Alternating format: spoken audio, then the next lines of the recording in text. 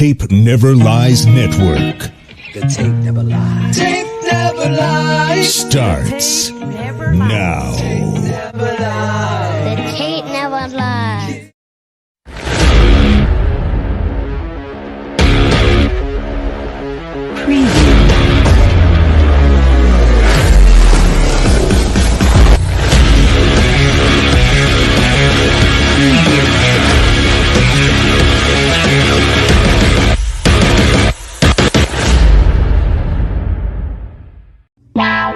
Draft Dr. Phil and the smartest man. Keeping it 100. Keep it 100. So chase greatness and start understanding that he's going to make everybody better. Tape never lies.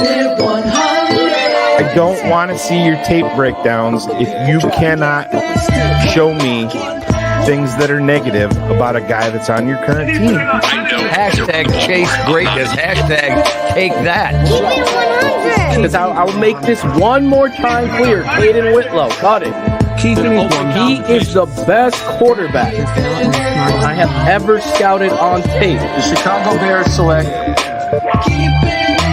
Guess who's back? The two dudes that kept it real. Dynamic duo that you love, the smartest man in Dr. Phil. Breaking down the film, never a problem, kick it straight. Most shows focus on stats, we focus on the tape. We keep it in 100, never running east or west. We coming with that truth, cause that's what our fans expect. Cut off the fake and anchor, moving forward to be free. But don't you worry, Shane's got the dumbest tweets. It ain't no secret, Phil and Shane got some haters. But now they're moused up like the true and now and laters. Debaters, frauds get kicked like Coach Tabor. Cuts had to be made, we added a barber moderator. Up and down, boys got you double checking. Sad sacks strolling like a fool drunk texting. Flexing on the truth cause you know they'll never change. Real, recognize real, that's what you get with Phil and Shane. Give me some fucking names in 2 fucking games. Fuck a play or a captain, all of the up there. The tape never lies, the truth you see. We laugh, we analyze, so there's no babies like Maybelline. Straight to the truth with acumen and facts. We got a stat nerd, but he's not just giving nerd stats. Car crash,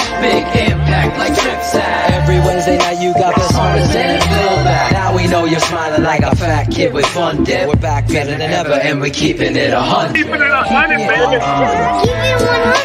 Draft Dr. Phil and the smartest Keeping it man. 100. Keeping it 100.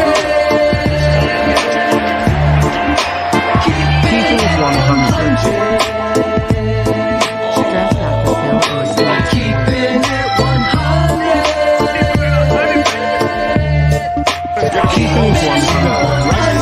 Down there. I don't know if that right foot actually touched the ground. Keep it 100. Keeping it 100. Yeah, exactly. Yo, what is good, TTNL family? It's Wednesday night and y'all in a place to be. We are finally here. Bears season is upon us. We got and a wake up where we can watch our beloved Bears. So you know the guys got all that to get into. We got our guy from Pawn Stars, Brett Maly. Lord, I'm sorry. We got Brett Maly joining us tonight, so we probably gonna have some fun prop bets to discuss. So without further ado, I want to give Mr. Draft Dr. Phil his proper intro. Let's go ahead and bring him in. Jesus. There we go. She knows how to do it, Jane. She does. She's our girl. Rumors have it. She even called me before the show, Phil. Like right before the show. I thought she was ordering food that she wanted delivered. But The Uber driver. It always delivers. yeah. As long as Cherie's happy, I'm happy. As long as Cherie's happy, I'm happy. Thomas Jones is happy. That's right. Former Bears, Jets, Arizona Cardinals, You're missing Tampa a Bay couple. Bucks. You're missing one more. Hold on. Come on. Bears, champs. Jets, Super Bowl champs. Cardinals. Super Bowl champs. Defending. Back to back. Right now. Chiefs? Chiefs. Playing for the Chiefs? You did. I would have totally busted that trivia contest. Yep. Shake Mike in the mug. House. Hey, Miss Hey, Deborah. Deb. I'll Love deliver. Cherie's mom. I'll deliver Deborah's food. Ivan I hasn't been. love Cherie's mom. Ivan hasn't been delivering any new fancy drops lately. Well, look at him. Have you seen him back He's there? got like You a notice whole new studio. It looks like he's kid's not standing yeah, anymore. David Kaplan's. No more It's a cap sweating, he said. Just sitting down, loving life. He's got a whole new makeup. Yeah. A whole new world. Look at him. Look What at up? him. Live from the TTNL news desk. This is Ivan Vargas.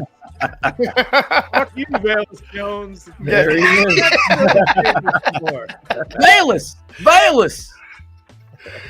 Every time an angel bell rings, Every time a Velus- fumble drops, Velus gets his wings. Shit. oh, you gotta start it. The Velus show last night. Yeah. Right. The glazing was out of control. The Little- Velus. Little surprised with the Cherie's like, I love balls. They shined his balls. I mean, Jesus. wouldn't I trade think they him were for talking anything about a less than different guy. He's alive. He's alive. Not sure I agree with. I'm assuming somebody offered a conditional, maybe a 7th rounder in Velus for a 6th rounder. Maybe I Going don't right know. out the gate in here, huh? Swinging for the fences Yeah. right out the gate. I was gonna ask that because, I didn't watch it live last night. I watched it this morning, and But wouldn't trade him for anything less than a 4th. Jeez. I mean, if that's the case, he ain't going anywhere. Jesus, the way When did Velus- Thad Morton talked about him. When did he win Player of the Year? Like, when did he do all these great? 1965 when he was 21 years old. I mean, as controlled as this is by George McCaskey, Yeah. how much of that was just like script written? I mean, I told you guys here, I was like, listen, he's not like the worst. No. Like, No, I think it says a lot about the roster that's what we're talking about. You know what I mean? We're not talking about RB1 or wide receiver 1 or 2 or 3 or 4. right. But yeah, it's just, Where is he on the running back depth chart here?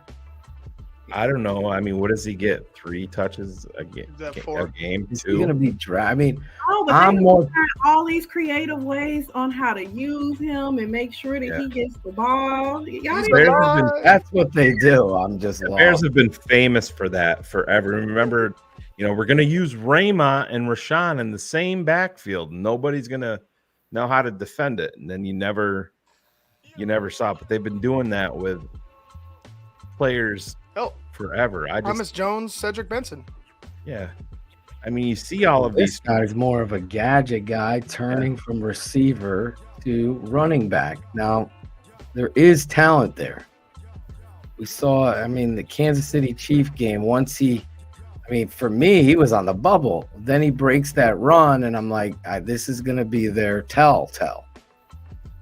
Yeah. I don't see what they're seeing. I don't know if that's a fluff piece to try to make his trade value later go up. I don't know what that is, but I don't know.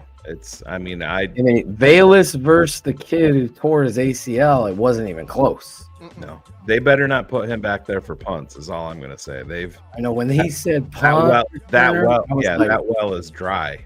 I mean, what?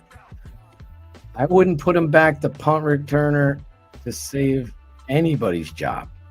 Yeah. No, I totally agree. I was in shock watching that. I'm like, what? Like, It what was are we so doing? obvious that what they were doing with that. Right. Yeah. I don't know. I hope. I felt like it was because that's exactly where my mind went. Like, are they kidding me? Yeah, there was some cool points last night, but I don't know. I would have, like I said, the Montez Sweat or a guy like that, it was essentially didn't exist. Another guy that you're putting a lot of eggs in the basket of Jervon Dexter. I mean, did you see more than 15 seconds of Jervon in 5 episodes? You know what I mean? You didn't see much of shit last night. You got a franchise pillar in Roshan Johnson, you know, but goddamn, we know who our practice squad quarterback is. That's for, and I know that's what Hard Knocks is. It's just, how about I would enjoy a different approach there. I mean, give me some more on Roma Dunze. You know what I mean? Top 10 draft pick. Well, what was the point? And y'all know I'm a Simone Biles fan, but what was the point of him showing him getting his hair braided and calling her at the end? Like that whole conversation. Yeah, it was another way to force Simone Biles into the. Oh my God, that was embarrassingly bad. Thank you for bringing that up, Shuri. It's like they ran out of content, out of content that they could share. She won gold medal. She wore a Packers jacket. Are we gonna hit produce on this guy? Well, hey, we got to wedge Simone in here one more time. Exactly. The Owens stuff jumped the fucking shark 2 weeks ago. Like, come on, Simone, great. She won gold medal. She's outstanding, but she lost all respect wearing that Packers shit. I'm sorry. You got to know fucking better than that or make an apology for it. It's embarrassing. Yeah. Honestly. But then to come back with it. Yeah, babe. Just over here watching the Indiana game. What are you doing? Getting my hair braided? Caitlin Clark's not as tall as everybody else is. It's sad. I had to rewind that shit. There was a point where Flus and his wife walked out to the bee sanctuary or whatever. Yeah, they went. Flus is over there swatting the bees. I'm like, you're killing your bees, Flus. Like, don't do it. They just attack him and start stinging the shit out of him. The beekeeper, Flus, now Cap's favorite coach, probably. Yeah. The Beekeeper Part 2. Jason Statham comes out. I'll coach this football team for you, coach. Beats up Flus. Flus is calling defense. Buzz right. Buzz right. He'll be one of his new nicknames for one of his players. What's up, Buzz? How you doing, bro? Buzzy Buzz. Lucy. Oh, man. I'm worried about Flus. I'm not gonna lie. Yeah, it's gonna come down to see, it's gonna come down to how he is situationally. That's where it's gonna show most for me. That's where I don't give a shit about the haircut, about the beard, right, about the bees, about any of that. Situationally, I have to see if he's improved because he was mediocre to worse last year in situational football. Right. He almost was going to get fired. I mean, let's tell the truth here. That Washington game, they were ready, right? Yeah. This dude walked through the locker room. Me and Shane heard from several people, this is it. And, Caleb has cleared up the showers and brought out the sun, obviously not for the other clown boys out there, blog boys, fraud boy, whatever name you're calling them this week, but they're waiting to pounce on Caleb. But Caleb cleared up the cloudy days that were Chicago with this coach. And first rookie quarterback in Bears history to be named captain. Really? That's a stat there. Yeah. 8 captains, Shane. Yeah. Clearly, Caleb finished 4th in the polls, Phil. So, players spoke their mind and the Bears went out of their way to create more spots. I mean, that's the type of bullshit that you're reading on Twitter and all of that. It's like, that's what's going on now. Oh, yeah. That was the thing. Yeah, I heard. Yeah, I know you heard. You heard the voting inside the Chicago Bears locker room. Now, let me ask you this. Yeah. Was Caleb just? I can Well, I hear was it. told Caleb was too busy painting his nails for the Titans game to even show up for the vote, Phil. He parked in Virginia McCaskey's parking spot at Hallis Hall because Oh, he hates no. old people. Yes. That's what I heard. I'll bet you my pension on it. Well, we tried that. These guys, man. Yeah. I've never seen anything so ridiculous. You're nitpicking. I've never seen a Chicago athlete nitpicked like this. Ever. Yeah. I mean, it's Justin Fields, backup quarterback. Justin Fields traded for a 7th round pick. But Phil, it could be a 4th. It's a 6th, asshole. No, it's a 7th because a 6th this next year is considered a 7th on the scale, assholes. That's what his worth was. See, Levine, even though I like Levine, D. Levine, I knew like 7 trolls would try to correct me, but I'm 100% right. A 6th next year is a 7th. That's the round value of the 7th this year. Yeah, that's how that works. And if he plays, it could be a 4th. What if he gets cut because he plays so bad? What do we get then? A 6th next year. He's got to hit 51% of the snaps for you to get a 4th round draft pick. People get upset that all right, he's not playing for us. I said the same thing. Yeah. I said the same thing. He's not playing, but they keep bringing it back. It's like that girl in Poltergeist staring at the TV. They're back. Here they come. Yeah. They keep bringing it back. Chicago sports truth is correct. I mean, that is if you're in the Flus camp, they did go through a world of shit last year. But also, with that being said, Flus is also the guy that hired those coaches, where there was issues with. So you have to think about that. But he didn't lose the team. I haven't heard any players come out and say, they do rally around him and say that they, are inspired by him and, love the way that he controls the room. So we'll see. That's why I said it comes down to situational football. And that's when you're coaching in the NFL. Okay. I'll just say this. When you're coaching in the NFL, you separate yourself because all of these players are highly talented. Mm-hmm. Now you have to get them to buy into your culture and your belief and your technique and teaching and philosophy. So that's going to separate you. You can be the best X's and O, draw up all these plays, but if somebody's not given 100%, it shows up on tape. They don't know their assignments. That's going to change. They're blocking inside zone. On the backside, they're not cutting off.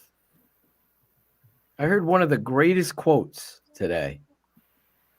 I can't remember who said it, and I don't remember. Boy, that sounds like an awesome quote. But I wanted to hang on to the quote. But he was talking about the running game. Actually, it was Caleb Williams who said it.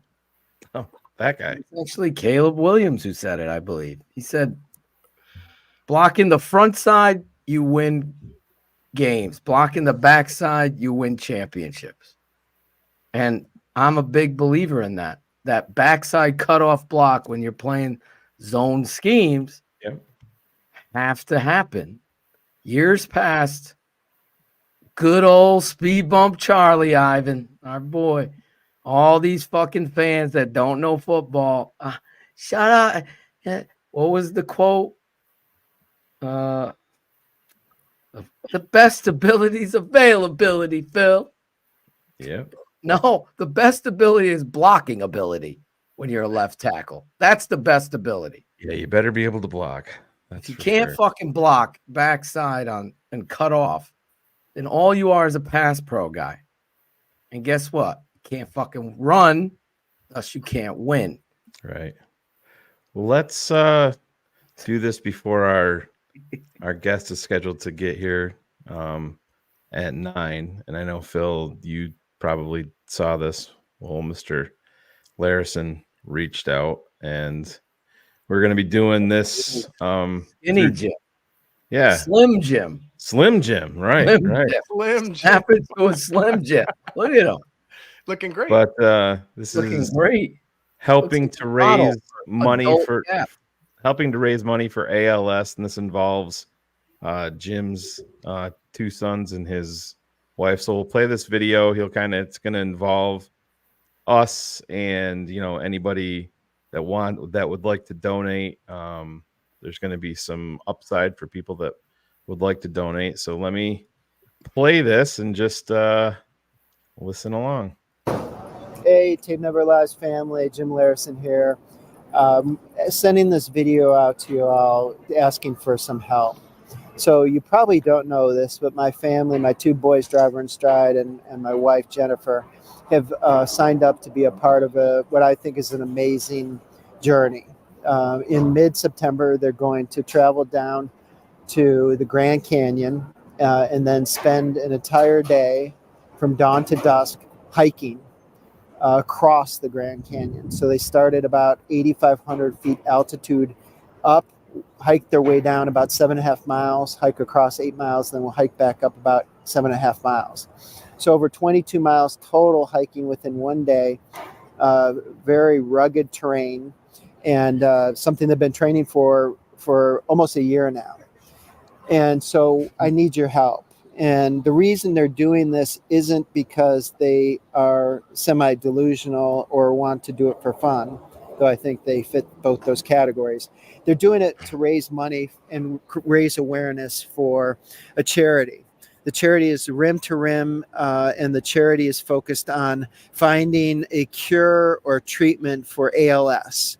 We all are very aware of the horrors that come along with Lou Gehrig's disease, just from our recent interaction and experience with Steve McMichael and his journey from the time he was diagnosed with ALS to when he was inducted to the Hall of Fame and then till today. It's tremendously impactful to people that are diagnosed with this terrible disease, and we are hoping to raise any dollar we can to help find a cure or some sort of treatment that can help solve this disastrous and terrible disease. So to make it a little bit more fun for all y'all, if you can donate, so the way to donate is go to the QR code that's on the screen now. You can go to that and it should pop up a screen where you can donate, or you can go to caleb.thetapeneverlies.com or fgb.thetapeneverlies.com. And if you donate $10 or more, no matter how much you donate, what I'll do is for anyone that donates in the next week, I will put your name in a hat, and I will select out of that hat lucky winners to go to the New England Patriots game with me and Phil and Shane and the crew. Sit with us at the Bears game in the United Club section, and we'll bring you along. So random selection, we'll maybe do it on the show, but hopefully you'll see the value of donating to this worthy cause. It means a lot to me, and it will mean a lot to Steve McMichael and to all the people that have been diagnosed with this horrendous, terrible disease. Anyway, thank you guys. Love you all. FGB. There he is, the great brother Jim Larison. He's in the chat. Yes. Did Jim produce that too? He did. Why is Ivan working for us anymore? Ivan hasn't given us anything in weeks. To Ivan's credit, he was putting his desk together. Okay. Yeah, IKEA. We've only made him stand for 6 years, Phil.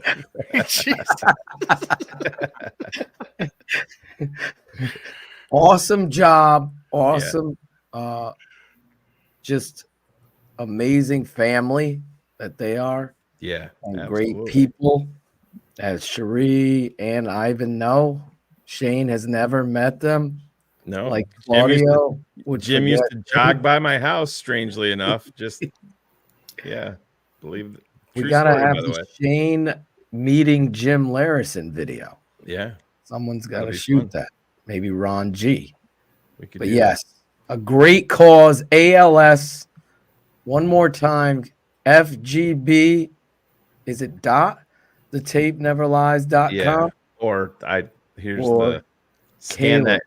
that QR code right there. Scan and then that I'll take code. it. You want to you're gonna knock out two things. You're gonna have an opportunity to come chill with us. Yeah. In that section, which is amazing up there. And United this time I'm going to the brunch with Jim. That's all I've heard about is this Yeah. brunch they put out there. So maybe Kevin Warren's Yeah. cooking French toast and eggs. I don't know. But there's no swearing in the United There's Club. no swearing. You better not. Jim warned me. No swearing, Phil. To throw my season tickets away. They did a background check on me when we went, so I was fine then. Yeah. Did you hear what Dan Reeder said about that? Oh my fucking God.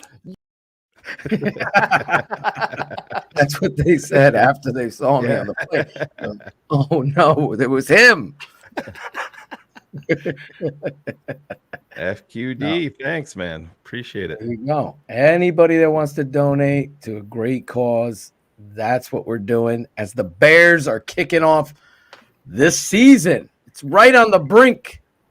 Season on the brink. Jim's family on the brink. The real story behind Jim sent them all there and it's like, good luck getting back. Corn Planter, if we win, do we have to sit next? No, you can sit in the fucking parking lot, Corn Planter. Corn Planter. No, we're gonna send you. You're gonna watch it live at Bratcher's house. Yes. If you win. If you win, you get to sit. You go eat there. The seats are out. And anyway, it's an amazing experience there. Scottish Bear has donated $100 from across the pond. Thank you. Appreciate him. 2 weeks, he said, right? Yeah. I believe so. Pay attention, Kevin. Yeah, we're gonna play. Week. Yeah, I think he said this week. He said Yeah. the next 2 Yeah. weeks. I thought. But we're gonna play. We're gonna play it again. We're gonna play Play it video. again later. I could be wrong, Kevin. I take it back. You don't have to run any extra sprints like our team did tonight. So Kevin's, you're safe. You're safe. But a great thing to do one more time for Jim Larison and his family, ALS and Alzheimer's disease. Alzheimer's, is that how you say Alzheimer's? Can't remember. I can't. I had one of those. Checked out. I had one of those moments last night where I went downstairs and I completely forgot. I'm like, Steph, what was I getting? He's like, I'm like, oh boy. Oh yeah. So anyway, donate to a great cause. And Well, help you actually forgot about your Facebook post before we bring our guy out here. Did you know that? After your game the other day. Oh, yeah. I sent it the next day. Did you forget what you did? What did I do? I don't remember. Oh, look at Ivan's face. He knows. What did I do? You sent out your Facebook post after the game the other day, and my phone immediately started vibrating and buzzing and being like, what the fuck?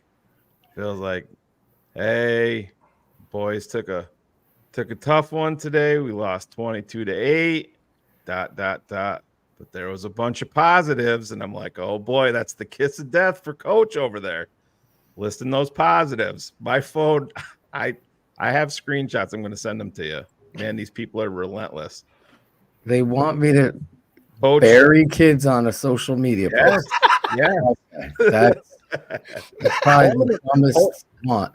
I buried them enough. MJ sent those T-shirts out. It says "fuck them kids" right on it, Phil. Yeah. Funny thing is that they're still Chris running for ALS Gonzalez right now. must have been one of those people because I think I ignored a text from him because it was like the dumbest fucking thing I've ever heard. I will never, ever. Have I even buried anybody on social media? Yeah. Anybody? I think my first response was, well, I'm sure if the kids weren't 8 years old, he probably would have had a different approach. Well, they're 9 or 11. 9 to well, 11. 11's even- our oldest. Yes. 12-year-olds Don't you can worry. bury. 12-year-olds you Don't- can bury. 11. Don't worry. But Jesus Christ. When they get in 9th grade, we could bury them on you know social. what you need to get some bees in your life, Phil. I'm gonna get some honeybees. Trust me, every parent. I said to Steph, real quick before we bring out our guest, I gotta tell you this story. Right there, the The drawing drawing is on the 18th, so it is 2 weeks. Yep. So at halftime, we're down, and these kids were like completely aloof, like just not woken up. And I just gave a rant to end all rants like you wouldn't believe. So the team moms are coming over with oranges, juice, that stuff at halftime. Steph being one of them. I could bring her on the air if you want. So I went into a rant you will never hear, because it was the worst half of football I've ever seen by our kids. Like everything we taught them went out the window. And I went ballistic. And the moms are just scared shitless, and they don't hand out anything. So they have all this juice, all these things, but they're all listening to me scared to death. You put that popsicle back. No way. I'm like, no oranges. No, take them back. Take them I back. didn't say, I was just in the rant, like scream. We got a block. I don't even know what we taught you. And I just lost it. In the second half, they were like a different team. So man, I fucked up. But okay. And Steph, so I said to Steph's like, we didn't know what to do. We were like scared shit. I go, just hand out juice. Let me discuss with them. Give it to them now. So we got to go back. They're about to kick, like giving them juice. Here, take this orange. You think this is bad? You wait till you see my social media post after the game. That's what you should have told us. Oh my God. You should have called them all out by name, Phil. That's what everybody wanted. Yeah. Listen, when they get professional, I'll stand in front of and call out people. Yeah. Like, I mean, you really got that many, or are you exaggerating? Oh, Was it like a 6? Traumatizing, and it's over 6. Yes. Over a 6. That's sad. 100%. Yes. They wanted me to go out there. Yes. These fucking kids needed to play better. I think they were more so just busting your balls because all right. You're like, here we go again with the fucking positives and flus. No, it was the I truth. I mean, that's how you got to build this. They're kids. God. Damn it, Phil. Jesus Christ. Even I might be too hard on them sometimes. But then I wasn't, because they were out of shape. Can't you just see Phil looking up to all these kids? You don't fucking play better this second. That would be me in the NFL. Actually, the sad thing is, give me that. They had a kid. Here's a rule, Ivan. Anybody that follows me, you can look on my social media post and say, there's a rule. A player that weighs 126 pounds cannot be in the backfield. They have to be on the line, or they could be a tight end. I remember these rules too well. So listen. So look at number 4, who was a 6'1", and I kid you not, he could have been 6'2". I go, if this kid's under 126 pounds, I'm fucking, 6'6". There's no way in God's green earth. So they're doing tush push with him. It's 4th and 6, and he's tush pushing for 9. Like kids are not holding him, and I'm screaming like, tackle this kid by his legs. But I digress. I have to call it out, though. It's sad that in this day and age, and I'm sure there's a lot of youth coaches out there, youth football is newer for me. I'm always high school, that level. Maly just texted me, Phil, and he said he's not sure he can even come on with this mentality of you as a coach like this. He wants me to rip into the kids too. I'm sorry. That last point, Jeepers creepers, is absolutely crazy. how teams and towns cheat. Oh yeah. And create loopholes, recruit all-star teams, things that I can't even believe are happening. We have to do its own show. Big Steve is a youth coach too. I'm sure he's seeing it as well. Parents, recruiting, cheating, it's disgusting. It almost makes me not want to do it. It's that bad. And you know how much I love football. But it's so disgusting this day and age. Like, I have to question. I mean, seriously, but I have to put it out there. And there's cheating going on and things like that. And anyway, I know I'm short, right? We got a bigger strip. Yes, we got a bigger strip to fry tonight. We got our guest in the back room. Cherie's ordering her dinner, and everybody's happy, especially Ivan, now that he can sit. Oh, yeah. Let's get in. My mini rant. Should I rip into every kid live on the air? No. Jesus. Angela. Angela. Yes. Let's get into some numbers with our guy here. Bring him out, coach. This rabid Chicago Bears fan is also a fine art appraiser for Art Encounter in Las Vegas, Nevada. He appears regularly as the art expert for History Channel's internationally syndicated show, Pawn Stars. 100 crew, put on your white gloves and don't touch that. Let's give it up for the man, the myth, the fine art legend. Let's give it up for the Tape Never Lies family. He's Brett Maly.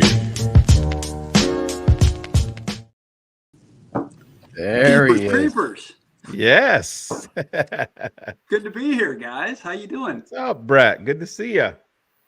How you doing, Brett? Man, it's that time of year. I'm excited. This is put up or shut up time. No more talking. We're going to let things play out on the gridiron as it should be. And I'm excited, man. And this is like the start of the best time of year. It starts with you guys, being on, talking numbers with you. And then through the football season, through the holidays, this is awesome. That's what I just said to Ivan pre-show. I'm like, let's just hit the let's just close our eyes, hit the fast forward button, get to Sunday, and let's go. Yeah, absolutely. It's down to about 106 outside, so fall is in the air. Yeah. Now, have you seen Garner Minshew in town with you yet? So you two could take a picture together? He's gotten even shaggier than me. He's got, shoulder length hair. So I don't know if I could pass for him or he could pass for me. You might get in some restaurants. I'm not lying, Brett. Just I do have a bandana. Yeah. When me and Shane come out, we're with Garner. We're only about 3 blocks from Allegiant too. So I'll put on my bandana, scruff my hair up a little bit, do a few bicep curls before you come out. Gotta get you going. I love it. I'm so excited to have you back, ready to rock and roll. Thank you.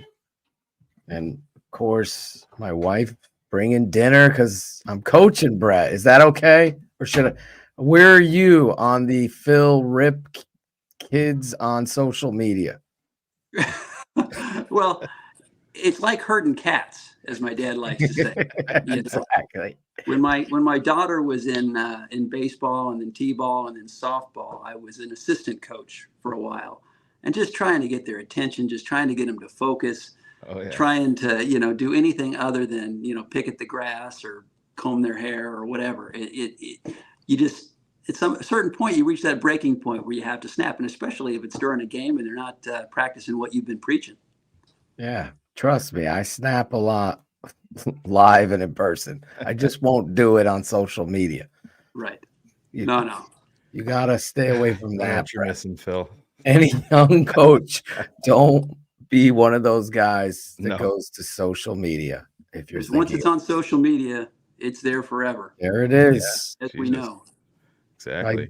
Well, I did rip youth sports though in general on social media, but Oh, that is it true. is. Yeah, You've you're not. experienced it too, Shane. Oh my God, 100%. I would be way more involved, but it's the parents that kill it. It's terrible, terrible. Yeah. You It's can't sad. believe some of This the things that go stories. on, and it's a lot of these. And I don't want to put it all on the fathers because there's a lot of mothers that are just as bad, but I think a lot of these fathers are trying to live their lives of what they didn't do on the the diamond or on the football field or on the basketball court. They're trying to live that life through their kids. Right. And the kids, more times than not, just want to go out there and have fun.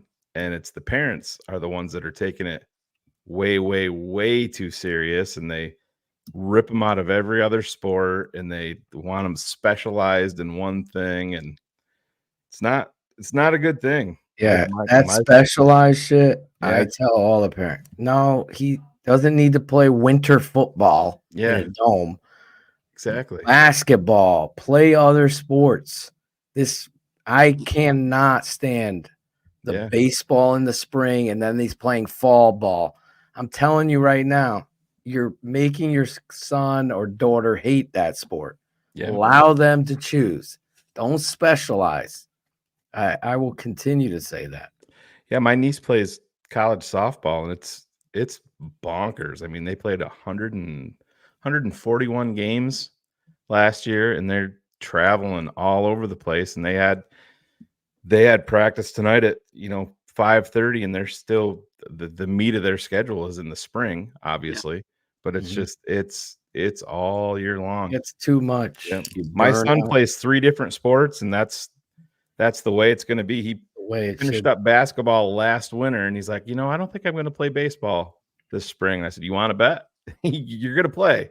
You're only young once. Get out there and enjoy it. You'll have a lot of years to regret, taking a year off from baseball. Get out there, have fun, enjoy your buddies, and let's go have some fun. Right. At the end of the day, we could put a bow on this, but one of my assistant coaches, he had coached and his son had played in the other team's town. And he's like, the difference here is you're teaching real life lessons on top of football. And that's the difference, because just like you said, some of these, I can't teach toughness. No coach can, especially in football. So they have to learn it. And if you're not on that train, you're never going to get on that train unless you want to be on that train. So life lessons. I saw John Santino, Eve's coaching. I know Alex Acevedo volunteers. You have parents that push their kids. They want them, like Shane, to play a sport maybe they don't love. But I tell our kids, if you're 1 foot out of this, you're all the way out. Yep. You're all the way out, because this is not baseball where mom or dad could drop off Timmy and Timmy's going to play left field today and Timmy's going to hold his glove and he's going to be ready for a ball. No, football, you're going to have to teach, okay, what do you do on this play? You're running the deep over. This guy's got to run the flag. What do you do on this play? I'm supposed to block. There's so much that goes into it, that it mentally challenges you, physically challenges you, as well as thoroughly gets you in shape. You have to be able to run. And that's the difference. And I think parents get it misconstrued. It ain't flag football. Flag football, my son was a star, Brett. My son was then all of a sudden you get hit by somebody. It's a different game. It ain't flag anymore. Right. So flag could be in the Olympics, and if that's the route you go. But football is a different game. That's when we break it down, we have to watch the tape. All these kids will know. I go, and what do we say about the tape? And they all will yell it out. The tape never lies. I go, that's right. So we all watch tape. I didn't even get through this. I'm sorry. I was digressing, but I didn't even get through a half, Shane. We got through the first half. That's all we watched of the tape. The worst part. Sometimes you just got to throw it away. But let's Let's turn the digress page, and I want to get into turn some the of these page. Caleb talk. numbers. How many pages you got How there, many Brett? nails? How many painted Holy nail bets are there going to be? I got a lot of sheets, and you know, it's interesting the prop bets this year because they actually have some Bears players that you can bet on. Yeah, imagine right. that. A lot of Times are chatter about changing. Bears. It used to be the only Bears players that were on there were like the field, and I'm like, oh, is that Justin Field? No, it's just the field. Nope. You're betting the field. Betting the But field. I'm looking here. There are 15 Bears players that you can actually put bets on for either MVP, Offensive Player of the Year, or Defensive Player of the Year. Really? Yeah, I mean they're not great odds, but the fact that you can bet them at all is pretty impressive. Because usually, like I say, you're betting the field for Got to start somewhere. The pool of players. So it's pretty good. It looks like just from what I'm looking like as far as the over unders, the Bears are getting a little bit of love. It seems like most of the money's coming in for the Bears to go over their win totals. A lot of people are projecting the Bears to make the playoffs. So starting to get a little love. Now we just have to show it on the field, which is always where we trip up. Yeah. I saw ESPN did that big generator where they put all this information in and kind of let the season play out. And then I think they had the Bears winning 10 games. They were in the wild card and we played Philly in the first round and the Bears beat Philly, which hey, I'm all about that. I would love you got that. relatives that you'd be talking to. You're damn skippy. Yeah. Give me some fucking names. No, I got them. I don't need them. I got them. But yeah, that would be. But it had the Bears winning the wild card versus Philly and then losing to Detroit. Last time we beat Philly in the playoffs was the freaking Fog Bowl. That's right. Yeah. We haven't beat them since. They beat us. Remember McNabb? 2001. Forget that one. Oh, that was the last game at Hugh the old Douglas Field. Yeah. Yep. So what do we? Go I ahead, think, Brett. as far as I'm concerned, if you want my opinion, this is when the Super Bowl window is open right now. Yeah. And Yeah, I think some people, I've heard some of the people on your show saying that that's not reasonable, but I think it's totally reasonable. You look at some of the, the contenders, the perennial contenders and what they're going through. You look at, the Rams, you look at the 49ers, you look at the Cowboys, the Bengals. They've been contenders for 2, 3, 4 years, and now they're fighting to stay under the cap. They're dealing with holdouts. We got none of that. I mean, we got a happy locker room. Everybody's happy. Everybody's ready to go. And there's something else that I think is a big deal that a lot of people don't talk about, and you only get once, and that's, I think, the element of surprise.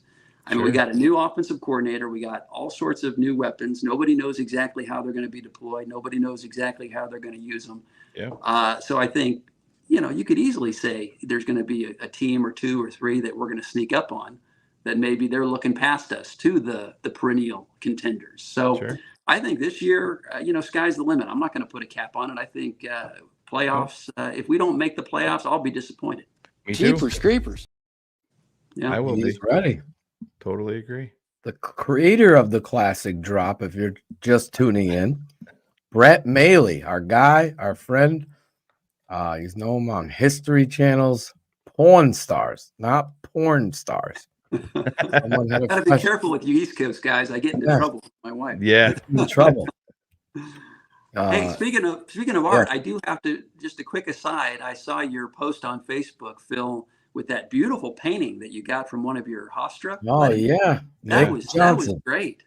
Nick Johnson. He pencil draws. Yeah, he put it all together and then paints through it. It looks, what a talent. Yeah.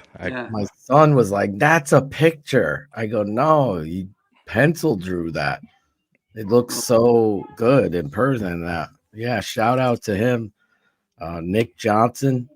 He's the guy I told you the story about when we dressed as twins. He obviously is black, I'm white, and we dressed as twins. And we were like Ebony and Ivory singing the song. It was great on Halloween back in the 90s.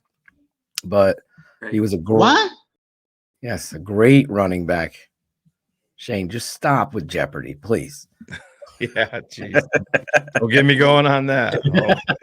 But yeah, thank you. Well, tell the art expert on the History The Channel. art expert has shouted you out, Nick Johnson. Nice. Hopefully the next version they'll have more quarterbacks though. Yeah. Yes. We're woefully short on classic quarterbacks. Lots of linebackers. My son was like, why didn't he just put Caleb up in the corner? How great was that? Have you been watching Hard Knocks, Brett? You know, I've seen every episode, but the one last night. And Okay. you know, you always are hoping your kids are going to get back to you. You know, you give, Yeah. you hope they get back to you. Well, I was so proud because my daughter, who's at college, Yeah. she called me and she gave me her HBO password. So I've been Nice. ripping off Nice. of her. So it's a point of pride. But yes, Well, I'll give you a little sneak peek. It was really cool. Ryan Poles and Ian Cunningham were on the road this past weekend, you know, college football, making their rounds and scouting different things. Well, Joe Shane, who we just all became very familiar with the Hard Knocks offseason in New York, he, as part of the package last night on Hard Knocks, he comes up to Ryan Poles and he's like, wow, it must feel pretty nice not having to scout quarterbacks. And I'm like, you hear that and you're like, God damn right. And then you think about what him saying that from his perspective. And it's like, yeah, that's a big FU to Daniel Jones. But I'm like, yeah, it did feel pretty good though to hear that for sure. Well, that makes me feel bad about my Malik Neighbors pick in fantasy last night. I did get Caleb. I got Caleb. And I got the Bears defense. You know, it's going to be kind of a recurring theme as we go through these things. But the one constant among all these weapons and all these guys that need to eat is the guy holding the spoon. Yep. That's Caleb. So I figured that's the guy I want. So he's I've got him and I've got Anthony Richardson. So we'll see how it goes. Wow. There you go. Nice. Well, let's get into some of these numbers. Right. I'm excited to hear some of these. Well, these are actually, my dad brought me these. He was at the South Point a couple nights ago, brought these in. Nice. But I also did some research on what the odds are at the MGM and the odds are at Caesars, which, you know, for those outside of Vegas that don't know, there's sometimes a lot of discrepancies depending on the sports book you go to. Sure. For example, one, I believe it was MGM. MGM had Roma Dunze for Offensive Player of the Year at plus 30,000, whereas Caesars had him at plus 100 or plus 15,000. So that's a big difference. If you bet $100, you'd much rather win $30,000 on that than 15. So I'll try to touch on those a little bit, but I mean, if it's okay with you guys, I'll just kind of go with the biggie, you know, the win-loss. We'll kind of work into some players, and I've got some props on other players and MVP odds and things, so we can talk about those too. And I'm hoping this year, because we talk about it just about every year, about kind of meeting again at the end of the season to kind of go over who did what and how well we did. But I think by that time we're usually so depressed. That's what happens. Exactly. We want to look. This year's going to be different. Yeah. This year's going to be different, Brett. So it is absolutely. So the big one is the over-under for wins. And interestingly, and this I think is a positive sign, the opening line was the Bears over-under for wins was 9. And it's actually come down to 8.5 over the last 5 or 6 months. So the sharps, the Vegas odds makers had us at 9, but probably the people that are betting that think of, you know, the Bears as kind of the lovable losers, they're betting us down to 8.5. So that's the first one. Although I'm looking at it 8.5 right now, that's the overs minus 135. So it seems like they're starting to bet it back up. So yeah, but right now it's 8.5, which I would have been pounding the table on the over at even at 9. Me too. Me too. Absolutely. No, 8.5. You know, it seems like a slam dunk to me, barring major injury. What's the odds if I put 100 on them going 9? Well, I mean, the odds aren't great. Well, yeah, they do change. I think it's a sliding scale. I don't have the sheets for that, but you can, in some casinos, bet, okay, I think they're going to go over 10, or I think they're going to go over 11. And obviously the odds are better as you go up. I just have kind of the general, you know, consensus odd. And right now that's 850, which is minus 135. If you bet under, it's plus 115. So there's that big in there that the casinos always get either side. Yeah. So just so I understand, and some fans don't understand betting, like I don't. So they're betting the Bears will be under 9 wins. That's what the casino is saying. Well, the casino, the original odd line was 9. And then based on the action, they lowered it to 8.5. So people that were betting generally thought the Bears were going to come in under the 9. But Vegas, when they set the odds, they set it at 9. So I think Vegas thinks a little more highly of us than the general public, which, that's a good sign. So what if I put $300 that they'll be over 9 wins or over 8.5?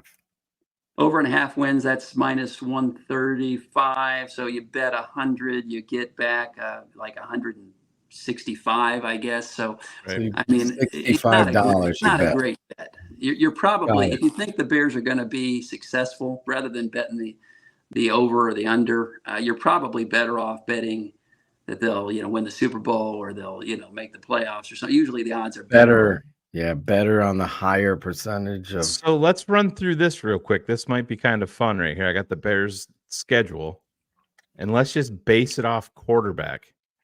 You know how they always say if you don't know how to bet, just bet whoever's got the better quarterback? Right. Yeah. So obviously week 1, where would you go? Caleb Williams versus, why am I blanking on his name in Tennessee? Levis? Yeah, Will Levis. I'm going Caleb. Caleb. All right, so there's a The W. Bears are 4.5-point favorites in that game. Week 2. That's what it is. 4.5. Caleb Williams and CJ Stroud. So let's just based off quarterbacks, CJ's farther ahead right now. This isn't saying who you'd move forward with, but so you're saying you're going CJ? Just based off quarterback.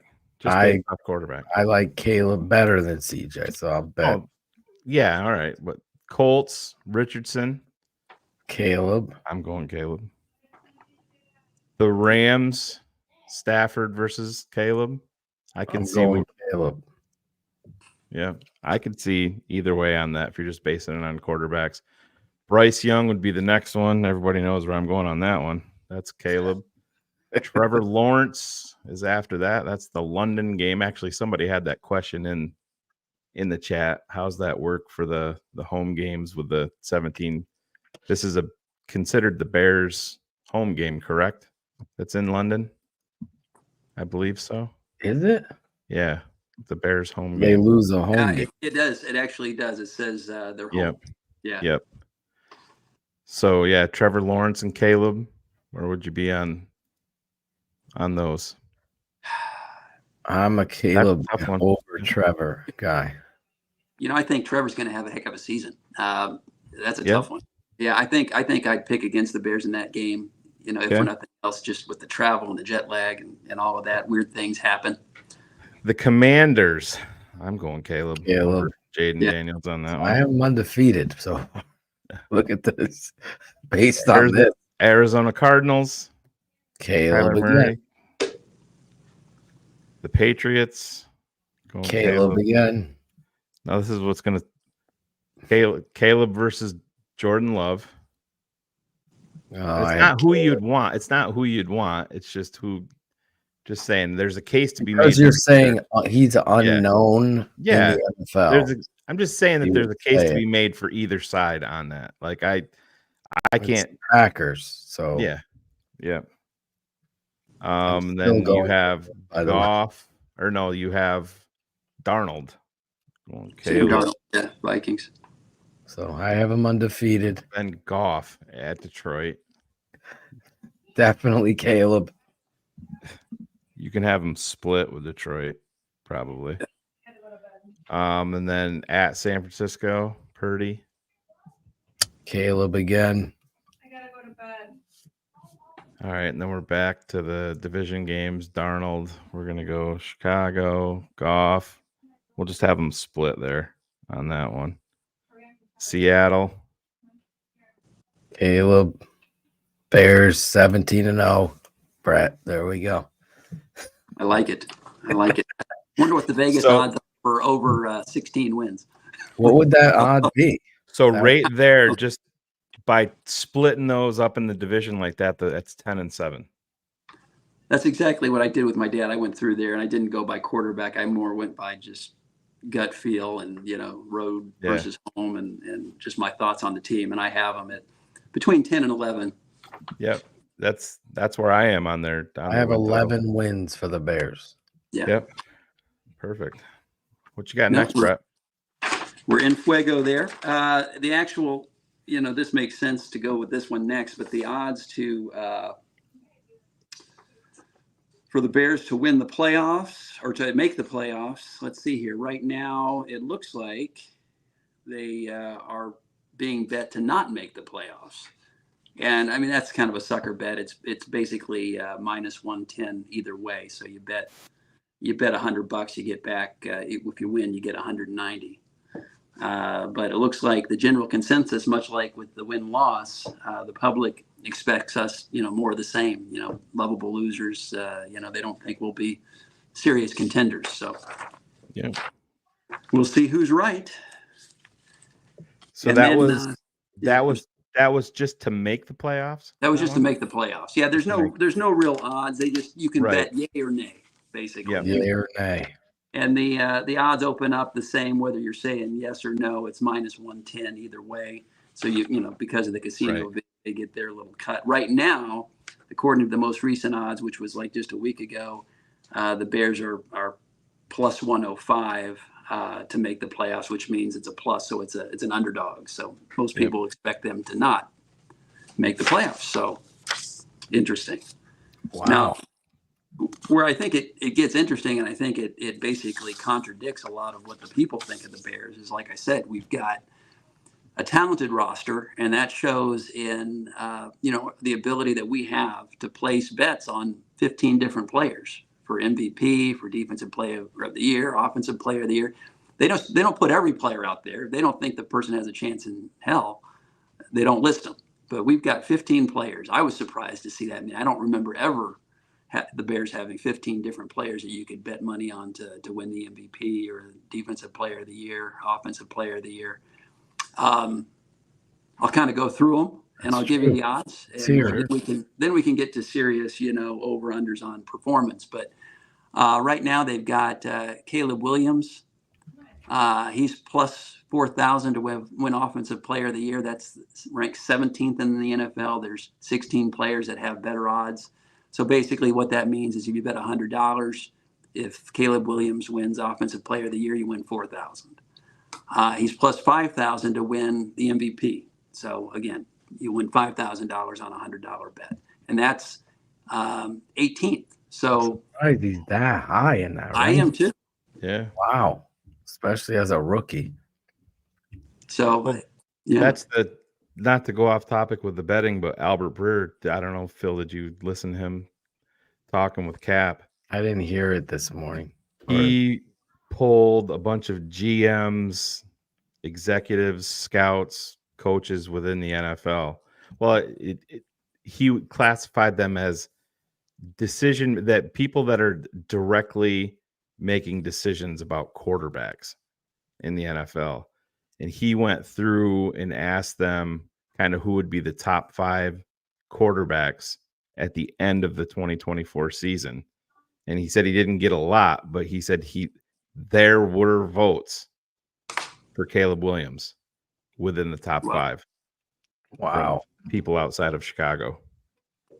Well, and I think Vegas concurs. I mean, to be a rookie, making his first start on Sunday, and he's 18th in the NFL in terms of odds. There's only 17 players with better odds to win MVP. Yeah.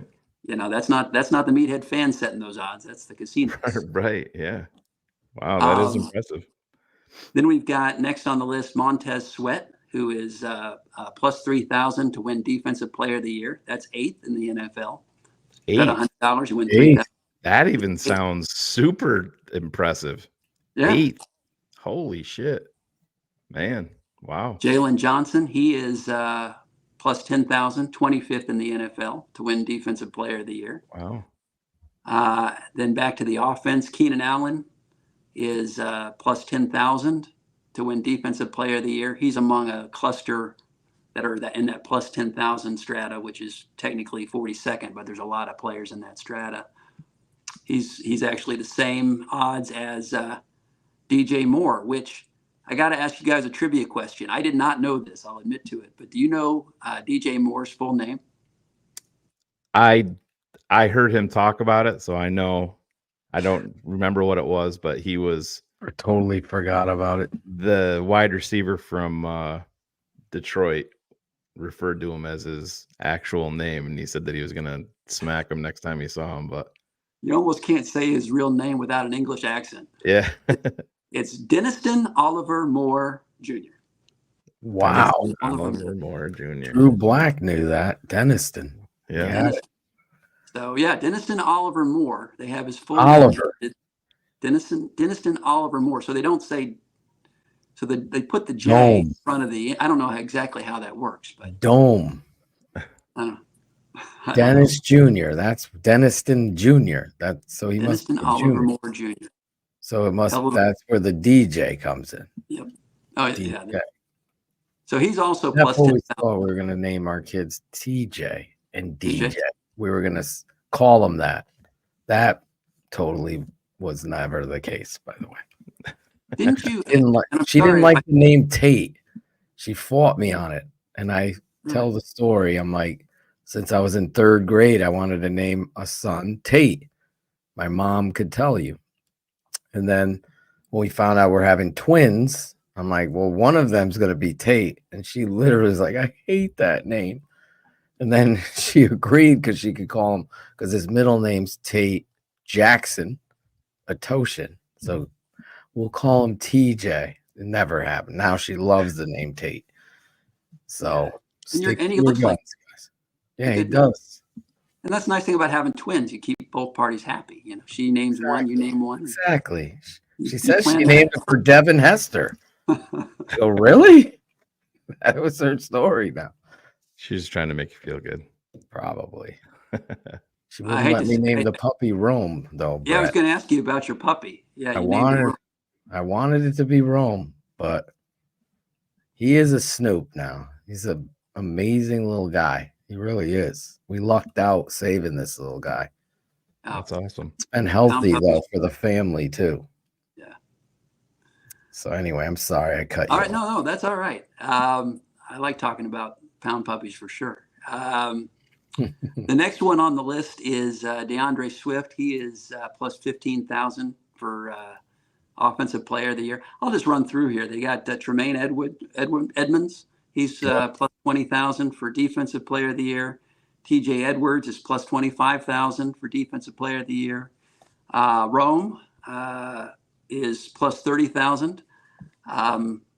Like I said, in one casino, in the other he's plus 15. But if you place that bet, you want to do it at the MGM. 30,000. Tyreek Stevenson is plus 30,000. Wow. Evan Byard is plus 30,000. Kyler Gordon is plus 30,000. And then we're getting to the long odds for offensive player of the year. We've got Cole Kmet. Cole Kmet's in there. Cole Kmet, Oh, he's in Khalil there. Herbert, and Roshan Johnson all have the same odds. They're plus 50,000. So $100 bet if you feel strong about Khalil Herbert or Roshan or Cole. 50,000 bucks. That's crazy. Yeah. So Get those a lot of Cole action on Kmet Vegas. bets in, Shane. Any of them. Has a tight end ever won offensive player of the year? Gosh. Was Not to my close knowledge. with this guy, Yeah. right? From the Chiefs. I think if I were to bet, I think I might do the Roma Dunze at plus 30,000. Sure. I mean, that's a pretty good dart. Yes. I like that better than plus 5,000. Larison just did it right now.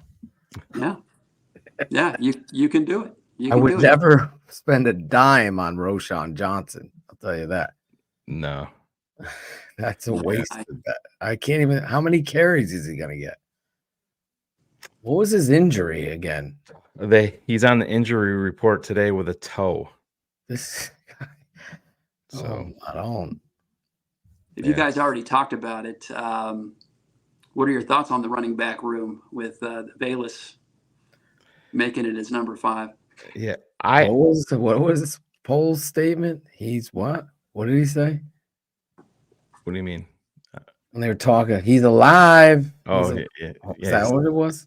Yeah, he's alive, or he's alive. He's still alive, something like that. But the way, listen, everybody knows that's listening to me talk about him. I've never been a Velus guy, but the fact that we're talking about RB4, right, really is a testament to where this roster is. So that's a tip of the cap to Ryan Poles. And as an RB4, is he gonna get a carry, 2, maybe 3? I mean, even when we had Cordero Patterson, when we were doing that, he didn't get a crazy amount of carries. I just think people are pissed off about him being on the roster. He does have some explosive qualities to him, I'll tell you that. He's got a lot more explosive qualities than Roshan Johnson does. Yeah, he does. Exactly. No, I mean, you put him in the backfield, the defense takes notice. Sure. You don't want him Gotta as be your accounted starting for. receiver. You don't want him as your starting running back. But I'm with you. I think he's explosive, Kick even if he returner, sometimes loads on himself. Just don't want him at punt return. Don't put him at punt return, please. We've all seen that before. How many drops and muff can we take? Yeah, he is conspicuously absent from the list of players you can bet on us. Vegas doesn't seem real optimistic, but I am. I think we're, like you say, based on the depth of the team, he's an athletic freak. He's a weapon. He's a guy that on the occasional gadget play or to draw coverage on a streak down, the sideline. I think he's going to be a lot better for the roster than trading him for whatever they got offered, like a 6th-round pick or a 7th-round pick. Yeah, I think that's probably what it was. I had mentioned it before you came on, Brett. I think it was probably like a pick swap type deal. We'll send you a 7, and we'll get back, or it'll be a 7 for a 6, and you get whatever the same trade as Justin Fields, probably. Yeah.